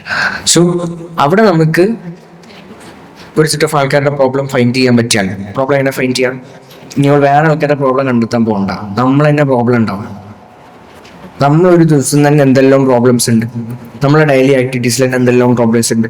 അതിനൊരു പ്രോബ്ലം നമ്മൾ ചൂസ് ചെയ്ത് വിചാരിക്കാം. അതേ പ്രോബ്ലം ഫേസ് ചെയ്യുന്ന ആൾക്കാരെ കണ്ടെത്തുക, അവരോട് സംസാരിക്കാം. അപ്പൊ അതിൽ നിന്ന് തന്നെ നമുക്ക് സൊല്യൂഷൻസ് കിട്ടും. ഇങ്ങനൊരു സംഭവം ഉണ്ടായിരുന്നെങ്കിൽ ഇത് റെഡി ആയേനെ, അതിൽ നിന്ന് നല്ല സൊല്യൂഷൻസ് ഒരു 3-4 സൊല്യൂഷൻസ് ഉണ്ടാവും. ഇതിൽ ഏറ്റവും ബെസ്റ്റ് ആയിട്ടുള്ള സൊല്യൂഷൻ ഏതാണെന്നുള്ളത് നോക്കാം, അത് ഫിക്സ് ചെയ്യാം. അത് നമുക്ക് സർവീസ് ആയിട്ടാണോ പ്രൊഡക്റ്റ് ആയിട്ടാണോ ഏത് ഫോമിലാണ് കൊടുക്കാൻ പറ്റും നോക്കാം. എന്നിട്ട് അതിനെ നമുക്ക് എന്ത് ചെയ്യാം, ഫീസിബിൾ ആണോ നോക്കണം, വാലിഡേറ്റ് ചെയ്യണം അല്ലേ. ഈ ആൾക്കാരുടെ അടുത്ത് നമ്മൾ സംസാരിക്കുക, നമ്മൾ ഇങ്ങനൊരു സൊല്യൂഷൻ കൊണ്ടുവരികയാണെങ്കിൽ നിങ്ങളത് എടുക്കും, നിങ്ങൾക്കത് ഓക്കെ ആയിരിക്കുമോ, അതിലുള്ള അഭിപ്രായങ്ങൾ എന്താണ്. ആൻഡ് ഓൾസോ ആസ്ക് ദം പേ ചെയ്യോ, എത്ര പേ ചെയ്യും, എത്ര രൂപ പേ ചെയ്യും. ചില സൈസിൽ ഐഡിയ ഭയങ്കര സൂപ്പർ ആയിരിക്കും, സൊല്യൂഷൻ ഭയങ്കര അടിപൊളിയായിരിക്കും, കേൾക്കുമ്പോൾ നമുക്ക് ഭയങ്കര രസമായിരിക്കും, എന്തായാലും വേണമെന്നൊക്കെ തോന്നും. പക്ഷെ പൈസ ചിലവാക്കി ഇപ്പോൾ പ്രശ്നം നന്നാക്കേണ്ട ആവശ്യമുണ്ടോ എന്ന് ചോദിക്കുന്നിടത്തായിരിക്കും അത് സ്റ്റക്ക് ആവുക. കച്ചവടം നടക്കണമല്ലോ അൾട്ടിമേറ്റ്ലി. സോ അതിലാണ് നമ്മൾ അടുത്ത പോയിന്റ് ചെയ്തത്. ഇത് സർവേ ചെയ്യാൻ നമ്മൾ പറയാം. ഈ സർവേ ചെയ്യാന്ന് പറയുന്ന പ്രോസസ്സുകൾ മുന്നേ കണ്ടിട്ടുണ്ടാവും. ഞാൻ സ്റ്റിക്കർ കേസിന്റെ ജേണി പറഞ്ഞപ്പോഴും റോയൽ അക്കാദമിന്റെ കേസ് പറഞ്ഞപ്പോഴൊക്കെ ഞാൻ ഇതേ പ്രോസസ്സാണ് ചെയ്തിട്ടുള്ളത്. കസ്റ്റമറിനോട് ചോദിച്ചു കസ്റ്റമറിന് എന്താണ് ആവശ്യം, അവർക്ക് വേണ്ട പ്രൊഡക്റ്റ് ബിൽഡ് ചെയ്തു, അത് പ്രൊഡക്റ്റ് അവർക്ക് കൊടുത്ത് ടെസ്റ്റ് ചെയ്തു, എന്നിട്ട് അവർ ഓക്കെ പറഞ്ഞ ശേഷമാണ് പിന്നെ എന്ത് ചെയ്യുന്നത്, പിന്നെ മാർക്കറ്റിലോട്ട് കൊണ്ടുവന്നു. സോ ഇതാണ് ഇതിന്റെ വാലിഡേഷൻ എന്ന് പറയുന്ന ഒരു സെഗ്മെന്റ്, ഒരു ഫസ്റ്റ് സ്റ്റെപ്പ് എന്ന് പറയുന്നത്. ഇത് നിങ്ങൾക്ക് ആർക്കും പൈസ വേണ്ട. ഈവൻ മെജോറിറ്റി കേസസിൽ നിങ്ങൾക്ക് അതിൻ്റെ ഒരു മിനിമം വയബിൾ ആയിട്ടുള്ള ഫോം ജനറേറ്റ് ചെയ്യാൻ പറ്റും. മിനിമം വയബിൾ പ്രോഡക്റ്റ് MVP, അതായത് അതിൻ്റെ ഒരു ബേസിക് ഫീച്ചറെങ്കിലും പ്രൊവൈഡ് ചെയ്തിട്ട് കസ്റ്റമറിന്റെ ഫീഡ്ബാക്ക് കളക്ട് ചെയ്ത് ചെറിയൊരു വരുമാനമൊക്കെ ഉണ്ടാക്കാൻ പറ്റും. അത്രയെങ്കിലൊക്കെ നിങ്ങൾക്ക് ചെയ്യാൻ പറ്റുന്നുണ്ടെങ്കിൽ അത് വെച്ച് പ്രോപ്പറായിട്ടുള്ള ഒരു ഡോക്യുമെന്റ് ചെയ്ത് ഒരു പ്രസന്റേഷനും പിച്ച് ഡെക്കൊക്കെ പ്രിപ്പയർ ചെയ്ത് നിങ്ങൾ കണക്ട് ചെയ്യാൻ റെഡി ആണെന്നുണ്ടെങ്കിൽ ഒരുപാട് പേര് നിങ്ങൾ ഇൻവെസ്റ്റ് ചെയ്യാനും നിങ്ങളുടെ കൂടെ പാർട്ട്ണർ ചെയ്യാനും നിങ്ങൾ സപ്പോർട്ട് ചെയ്യാനും വേണ്ടിയിട്ടുണ്ട്. ഒരുപാട് ഓർഗനൈസേഷൻസ് ഉണ്ട്, ഒരുപാട് ഇക്കോസിസ്റ്റംസ് ഉണ്ട്. ഈവൻ നിങ്ങളുടെ കോളേജിലടക്കമുള്ള അലുമിനീസ് ഉണ്ടാവും, ഫാക്കൽറ്റീസ് ഉണ്ടാവും, അവരൊക്കെ നിങ്ങൾ സപ്പോർട്ട് ചെയ്യും. അപ്പൊ അവിടെ ഇൻവെസ്റ്റ്മെന്റ് കിട്ടുക എന്ന് പറയുന്നത് അത്ര വലിയ പ്രശ്നമുള്ള കാര്യമൊന്നുമല്ല. നമ്മളെടുത്ത് നല്ലൊരു പ്രൊഡക്റ്റ് ഉണ്ടെന്നുണ്ടെങ്കിൽ, നല്ലൊരു ഐഡിയ ഉണ്ടെന്നുണ്ടെങ്കിൽ നമ്മളെ ബാക്ക് ചെയ്യാൻ, നമ്മളെ സപ്പോർട്ട് ചെയ്യാൻ ഒരുപാട് ആൾക്കാരുണ്ടാവും. മൂന്നാമത്തെ പോയിന്റ് എന്ന് പറഞ്ഞു കഴിഞ്ഞാൽ സപ്പോർട്ട് ഇല്ല എന്നുള്ളതാണ് അല്ലേ. അപ്പോൾ ഞാൻ തുടക്കത്തിൽ പറഞ്ഞിട്ടുണ്ടായി, ഇതുകൂടി പറഞ്ഞ് ഞാൻ അവസാനിപ്പിക്കും, ബാക്കി നമുക്ക് ക്വസ്റ്റ്യൻസിലോട്ട് പോവാം. തുടക്കത്തിൽ പറഞ്ഞിട്ടുണ്ടായി, ഞാൻ ഓഫീസിൽ കൊണ്ടുപോയിരുത്തിയ സമയത്ത് ഉപ്പാനോട് കുറെ ആൾക്കാർ പറഞ്ഞിരുന്നു പഠിത്തത്തിനെ ബാധിക്കും കാര്യങ്ങൾ എന്നൊക്കെ പറഞ്ഞിരുന്നത്. ഇവിടെ ബിസിനസ് തുടങ്ങിയപ്പോൾ കുറച്ചുകൂടി നാട്ടുകാരും പറയാൻ തുടങ്ങി. ആദ്യം കുടുംബക്കാർ മാത്രമേ ഉണ്ടായിരുന്നു, പിന്നെ നാട്ടുകാരും അയൽവാസികളൊക്കെ പറയാൻ തുടങ്ങി. അതങ്ങനെ പോയി പിന്നെ ടീച്ചേഴ്സ് പറയാൻ തുടങ്ങി. പിന്നെ ഞാൻ ഫൈനാൻഷ്യൽ മാർക്കറ്റ്സിൽ കൊച്ചിക്കൊക്കെ പോയപ്പോൾ അത് ഭയങ്കര പ്രശ്നമായി. സ്റ്റോക്ക് മാർക്കറ്റാണ്, ഇങ്ങനെയാണ്, നഷ്ടം വരും, കോടികൾ നഷ്ടം വരും, എന്ത് പേരെ വരെ പറയാൻ വെക്കേണ്ടി വരും, അങ്ങനെയാണെന്നെല്ലാം പറഞ്ഞിട്ട് ഭയങ്കര പേടിപ്പിക്കലായിരുന്നു. വീട്ടിലൊക്കെ പറയും, പ്രശ്നമാക്കും. പിന്നെ ഒരു ബിസിനസ് നല്ലപോലെ നടക്കാൻ തുടങ്ങി, 2-3 ബിസിനസ് തുടങ്ങാൻ തുടങ്ങിയപ്പോൾ ഓനും ഇനിയും പ്രശ്നത്തേക്കാണ് പോകുന്നത്, അങ്ങനെയാണ് ഇങ്ങനെ പറഞ്ഞുകൊണ്ടിരിക്കും. അങ്ങനെ വൺസ് കുടുംബക്കാർ പറഞ്ഞിരുന്നു, പിന്നീട് അയൽവാസികൾ പറഞ്ഞിരുന്നു, പിന്നീട് കൂട്ടുകാർ പറഞ്ഞിരുന്നു, പിന്നെ നാട്ടുകാർ പറയാൻ തുടങ്ങി, ടീച്ചേഴ്സ് പറയാൻ തുടങ്ങി. ഇന്ന് അൽഹംദുലില്ലാഹ് ഈ പറഞ്ഞ നാട്ടുകാരും കൂട്ടുകാരും എല്ലാവരും അവൻ എൻ്റെ കൂട്ടുകാരനാണ്, അവൻ എൻ്റെ നാട്ടുകാരനാണ്, ഞാൻ പഠിപ്പിച്ച കുട്ടിയാണ്, അവൻ്റെ കുടുംബക്കാരനെന്നെല്ലാം പറഞ്ഞിട്ട് നമ്മളെ പല സ്ഥലത്തും റെപ്രസെന്റ് ചെയ്യണ കാണുമ്പോൾ നമുക്ക് ഭയങ്കര സന്തോഷമാണ്. അപ്പോൾ എല്ലാവരും നമ്മളെ സപ്പോർട്ട് ചെയ്തിട്ട് നമ്മൾ ഈ പരിപാടി തുടങ്ങുള്ളൂ എന്ന് വിചാരിച്ച് നമ്മൾ നിന്ന് കഴിഞ്ഞാൽ എന്ത് ചെയ്യില്ല, പരിപാടി നടക്കില്ല. നമ്മൾ ചെയ്യാനുള്ള കാര്യങ്ങൾ ചെയ്തു പോവുക. അപ്പൊ ഇവരൊക്കെ ഓട്ടോമാറ്റിക്കലി എന്ത് ചെയ്തോളും, നമ്മളെ സപ്പോർട്ട് ചെയ്തോളും. ഇന്നിപ്പോ ഞാൻ നോക്കുമ്പോൾ സോഷ്യൽ മീഡിയ ഏകദേശം ഒരു അക്രോസ് എല്ലാം കൂടെ നോക്കുകയാണെങ്കിൽ ഒരു 1.5 ലക്ഷത്തിൽ കൂടുതൽ ആൾക്കാർ ഫോളോ ചെയ്യുന്നുണ്ട്. അതിന്റെ ഒരു 10 ഇരട്ടി ആൾക്കാർ എന്തായാലും നമ്മളെ കാണുന്നുണ്ടാവുമല്ലോ, വ്യൂസ് ആയിട്ടുള്ള ഉണ്ടാവില്ല, എല്ലാവരും ഫോളോ ചെയ്യണമെന്നില്ലല്ലോ. അപ്പോൾ അതിൽ കാണുന്ന ആൾക്കാരെ സംബന്ധിച്ചിടത്തോളം ഇപ്പോ കാലിക്കറ്റ് റാവീസിൽ വെച്ചിട്ടായിരുന്നു നമ്മുടെ പ്രോഗ്രാം. 300 കോടിന്റെ പ്രൊജക്ട് അനൗൺസ് ചെയ്തു. 23 വയസ്സുള്ള പയ്യൻ അടുത്ത ദിവസം എല്ലാ പത്രത്തിലും ഉണ്ട്. അവർക്കൊരു വാർത്തയാണല്ലോ, അവരത് പ്രൊമോട്ട് ചെയ്തു. അതിന്റെ അടുത്ത ദിവസം മുതൽ എൻ്റെ സോഷ്യൽ മീഡിയാസിൽ നിങ്ങൾ കമന്റ് ബോക്സ് മൊത്തം എടുത്ത് നോക്കിക്കോളി, മൊത്തം പ്രശ്നം. എന്തെല്ലാം പറയും, പക്ഷെ അത് വായിച്ചു നോക്കിയിരുന്ന എൻ്റെ സമയം പോയി കഴിഞ്ഞാൽ എൻ്റെ സമയം പോലെ. ഈ പ്രൊജക്റ്റ് ഒന്നും വരാൻ പോകില്ല എന്ന് പറഞ്ഞു. പ്രൊജക്റ്റ് വന്നു, 10 ഫ്ലോർ ബിൽഡിംഗ് ഇപ്പോൾ ഫ്ലോർ പണി 70% കഴിഞ്ഞ് ക്ലാഡിങ് കഴിഞ്ഞ് നിൽക്കുന്നുണ്ട്. ഇപ്പൊ കോഴിക്കോട് പോകുമ്പോൾ അവർക്ക് കാണാം. ഇനിയിപ്പോൾ പ്രൊജക്റ്റ് വരില്ല എന്ന് പറയാൻ പറ്റില്ലല്ലോ. അത് കഴിഞ്ഞ് ഇനിയിപ്പോൾ അത് നടക്കൂല എന്ന് പറയാം. ഇനിയിപ്പോൾ നമുക്ക് നടത്തി കാണിച്ചു കൊടുക്കുക, പ്രശ്നമല്ല. അപ്പൊ ഇതൊക്കെ പറഞ്ഞ് നമ്മൾ നിന്ന് കഴിഞ്ഞാൽ എന്ത് ചെയ്യും, അവിടെ നിൽക്കുള്ളൂ. അപ്പോൾ അന്ന് ഈ നാട്ടുകാരും കൂട്ടുകാരും കുടുംബക്കാരൊക്കെ പറഞ്ഞത് ഇന്ന് ലോകം മൊത്തം നമ്മളെ കാണുകയാണ്, ലോകം മൊത്തം നമ്മളെ വെല്ലുവിളിക്കാൻ. നീ തോറ്റു പോവും, നിനക്കത് എന്നെ കൊണ്ട് പറ്റില്ല എന്ന് പറയണം. നമ്മളെ കോർ സംഭവം എന്താണ്, നമ്മൾ ചെയ്യാൻ തീരുമാനിച്ചിറങ്ങിയതാണ്. ഇൻഷാ അല്ലാഹ് നമ്മളത് ചെയ്യും. അതിന്റെ റിസൾട്ട് കാണുമ്പോൾ അതിൽ കൈയടിക്കാൻ പറ്റുന്നവർ നമുക്ക് വേണ്ടി കൈയടിക്കും. ഇതാണ് നമ്മൾ നോക്കേണ്ട ഒരു കാര്യം എന്ന് പറയുന്നത്. സോ ആ സപ്പോർട്ട് ചെയ്യുന്നവരെ നമ്മൾ എന്നും സപ്പോർട്ട് ചെയ്യും. സപ്പോർട്ട് ചെയ്യേണ്ടെന്ന് തീരുമാനിച്ചിട്ടുള്ളവരിൽ കുറച്ച് ആൾക്കാർ മെല്ലെ നമ്മൾ സപ്പോർട്ട് ചെയ്യും. തീരെ ഇല്ലാത്ത ആൾക്കാർ കുറച്ച് കഴിയുമ്പോൾ പിന്നെ സപ്പോർട്ട് ചെയ്യും. പിന്നെ കുറച്ച് കഴിയുമ്പോൾ അവർ എന്തായാലും നമ്മളെ സപ്പോർട്ട് ചെയ്യേണ്ട അവസ്ഥയിൽ അവർ എത്തും, അല്ലേ? ഇതാണ് അതിൻ്റെ ഒരു സിസ്റ്റം. അപ്പം അത് നിങ്ങൾ സപ്പോർട്ട് ഇല്ല എന്നുള്ളൊരു ഇത് വെക്കണ്ട. പിന്നെ അത് മാത്രമല്ല, ഇപ്പോൾ ഇവിടെ നിന്ന് ഇപ്പോൾ ഒരാളൊരു സംരംഭം തുടങ്ങുകയാണെന്നുണ്ടെങ്കിൽ നിങ്ങളെല്ലാവരും സപ്പോർട്ട് ചെയ്യില്ലേ? തീർച്ചയായിട്ടും നിങ്ങളെല്ലാവരും സപ്പോർട്ട് ചെയ്യില്ലേ? നിങ്ങളെ ഫാമിലി സപ്പോർട്ട് ചെയ്യില്ലേ? നിങ്ങളെ സർക്കിളിലുള്ള ആൾക്കാർക്ക് നിങ്ങൾ ഷെയർ ചെയ്ത് കൊടുക്കൂലേ? അത് മതി, ആ സപ്പോർട്ട് മതി. ആ സപ്പോർട്ട് നമുക്ക് കിട്ടുകയാണെങ്കിൽ നമുക്ക് എന്ത് ചെയ്യാൻ പറ്റും. അപ്പോൾ ബിസിനസ് തുടങ്ങാൻ നിങ്ങൾക്ക് അങ്ങനെ വലിയ ചലഞ്ചസ് ഒന്നുമില്ല. എന്നാൽ എല്ലാവരും ബിസിനസ് ഓണേഴ്സ് ആവണമെന്നും ഞാൻ പറയില്ല. ഓക്കെ, എനിക്ക് തോന്നുന്നു ഇനി നമുക്ക് കുറച്ച് ക്വസ്റ്റ്യൻസ് പോവാം. ക്വസ്റ്റ്യൻസ് ചോദിക്കുമ്പോൾ അതിൻ്റെ കൂടെ ഞാൻ ബാക്കി കാര്യങ്ങൾ പറയാം. Okay, thank you.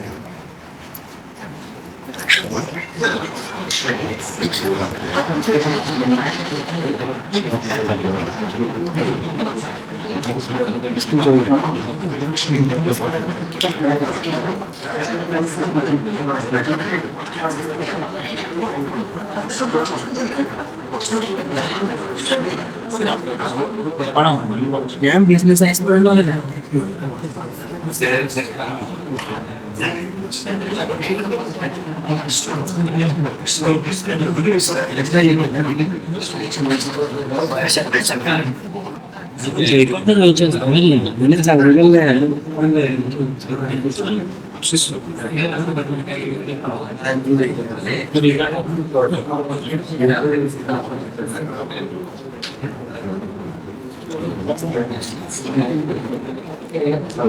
ഇല്ലെങ്കിൽ നമുക്ക് സംസാരിച്ച് വൈകിട്ട് കേട്ടോ.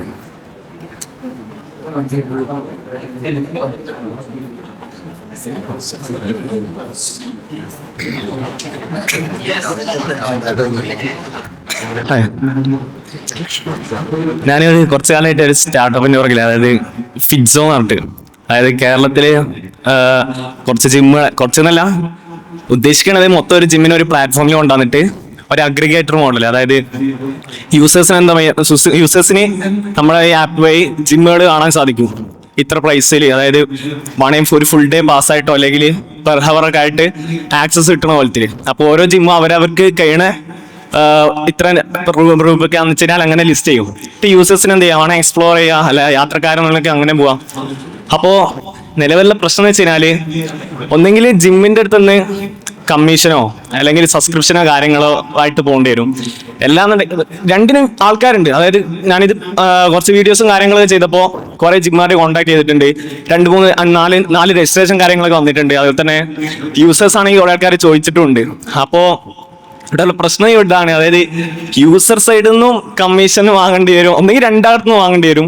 അല്ലാന്നുണ്ടെങ്കിൽ ആദ്യം കുറച്ച് ആരൊന്നും വാങ്ങാതെ നഷ്ടത്തിൽ കൊണ്ടുപോയിട്ട് പിന്നെ ഒന്ന് സ്കെയിൽ ചെയ്യേണ്ടി വരും. അപ്പോൾ ഇതിനെ ഒരു സൊല്യൂഷൻ പറഞ്ഞുതരും. ഈ സർവീസ് അഗ്രിഗേറ്റർ മോഡൽസിലൊക്കെ ആദ്യം നമുക്ക് ഉണ്ടാവുന്ന ഒരു സംഭവം എന്ന് പറയുന്നത് കസ്റ്റമർ അക്വിസിഷൻ എന്നുള്ളതാണ്, യൂസർ അക്വിസിഷൻ എന്നുള്ളതാണ്. അപ്പൊ കസ്റ്റമേഴ്സിനെ അക്വിസിഷൻ ചെയ്യണം എന്നുണ്ടെങ്കിൽ ഇനീഷ്യലി കസ്റ്റമറുടെ അടുത്ത് നിന്ന് പേയ്മെന്റ് മേടിച്ചു കഴിഞ്ഞാൽ നമുക്ക് പ്രൊവൈഡ് ചെയ്യാൻ പറ്റുന്നുണ്ടാവില്ല. രണ്ടാമത്തെ ഓപ്ഷൻ എന്ന് പറഞ്ഞു കഴിഞ്ഞാൽ നമുക്ക് കസ്റ്റമേഴ്സിൽ നിന്നല്ലാതെ ജിമ്മിൽ നിന്ന് ചാർജ് ചെയ്യാന്നുള്ളതാണ്. ഇപ്പോൾ ജിമ്മുകാരുടെ അടുത്ത് ചാർജ് ചെയ്യണമെന്നുണ്ടെങ്കിലും നിങ്ങൾക്ക് എന്ത് ചെയ്യേണ്ടി വരും വെച്ച് കഴിഞ്ഞാൽ അവർക്ക് പ്രോമിസിങ് ആയിട്ടുള്ള ഒരു ഡെലിവറബിൾസ് കൊടുക്കേണ്ടി വരും.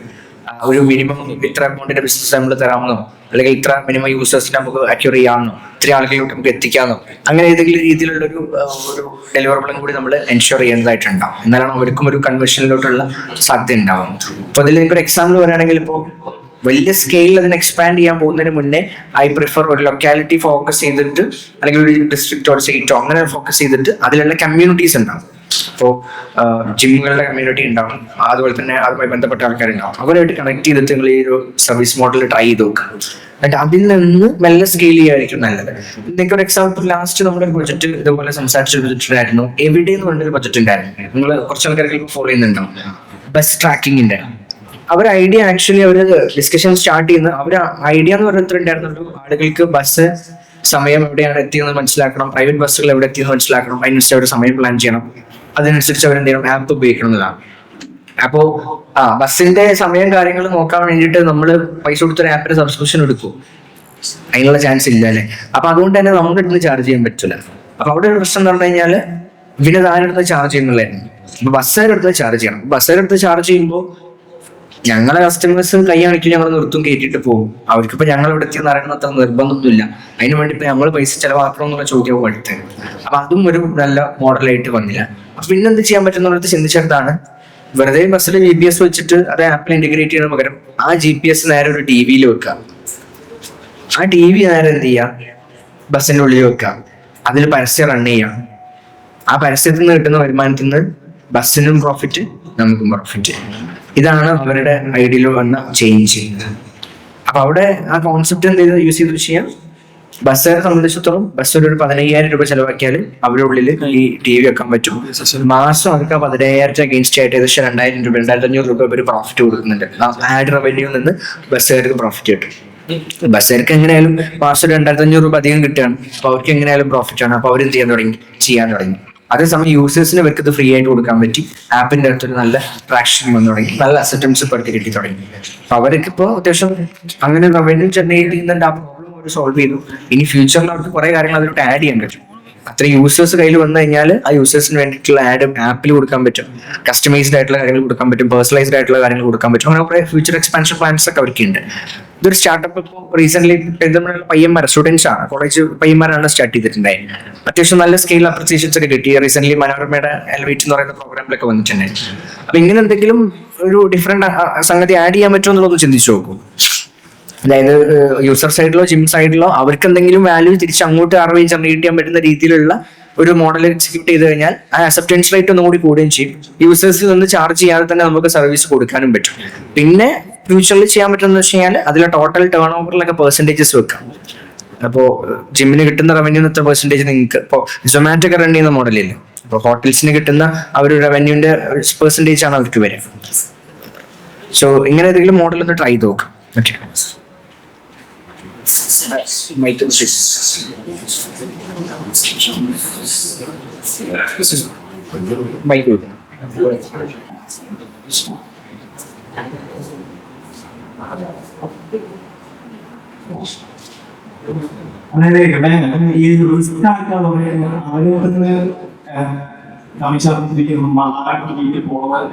റിസ്കിന് എഗെയിൻസ്റ്റ് ആയിരിക്കില്ല, അവർക്ക് എന്ത് വാല്യൂ ഷെയർ ചെയ്യാന്നുള്ളതാണ്.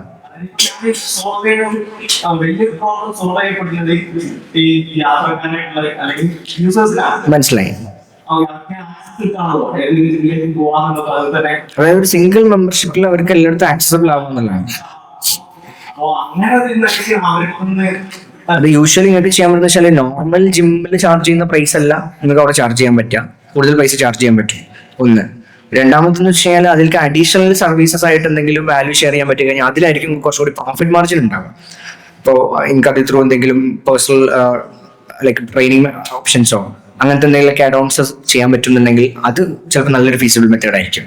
ഇപ്പോൾ ഈ മെമ്പർഷിപ്പ് എടുക്കുന്ന ആൾക്ക് തന്നെ ഓൺലൈനായിട്ട് ഒരു പേഴ്സണൽ ട്രെയിനർ അസൈൻ ചെയ്യാൻ പറ്റി കഴിഞ്ഞാൽ അത് ആൾക്ക് നല്ലൊരു അഫോർഡബിൾ സംഭവമായിരിക്കും. അപ്പോൾ ഒരു ജിമ്മിൽ ഒരു ട്രെയിനറല്ലേ യൂസ് ചെയ്യാൻ പറ്റുള്ളൂ. പക്ഷേ ഇതൊരു പേഴ്സണൽ ട്രെയിനിങ് ഒരു ഡയറ്റ് പ്ലാനോ ന്യൂട്രീഷൻ പ്ലാനോ അങ്ങനത്തെ ഒരു സംഭവം കൂടി അതിലോട്ട് ആഡ് ചെയ്ത് കഴിഞ്ഞാൽ ആൾ അതിന് കുറച്ചധികം ചാർജ് ചെയ്താലും അവർക്കത് അഫോർഡബിൾ ആയിരിക്കും. നിങ്ങൾക്ക് അതിലായിരിക്കും മാർജിൻ കൂടുതലുണ്ടാവും. മറ്റേത് നിങ്ങൾക്ക് ജിമ്മിസിനെ അലോക്കേറ്റ് ചെയ്ത് പോകാനുള്ള പൈസ തന്നെ ഉണ്ടാവുള്ളൂ, അധികം വലിയൊരു എമൗണ്ട് കിട്ടാൻ ചാൻസ് ഇല്ല. പക്ഷെ ഇങ്ങനെ ആഡ് ഓൺ ആയിട്ട് നിങ്ങൾ കൊടുക്കുന്ന സർവീസസിലായിരിക്കും മെജോറിറ്റി നിങ്ങൾക്ക് പ്രോഫിറ്റ് മാർജിൻ ഉണ്ടാക്കാൻ പറ്റും. സോ അത്തരത്തിലൊന്ന് പ്ലാൻ ചെയ്ത് നോക്കിയാൽ മതി.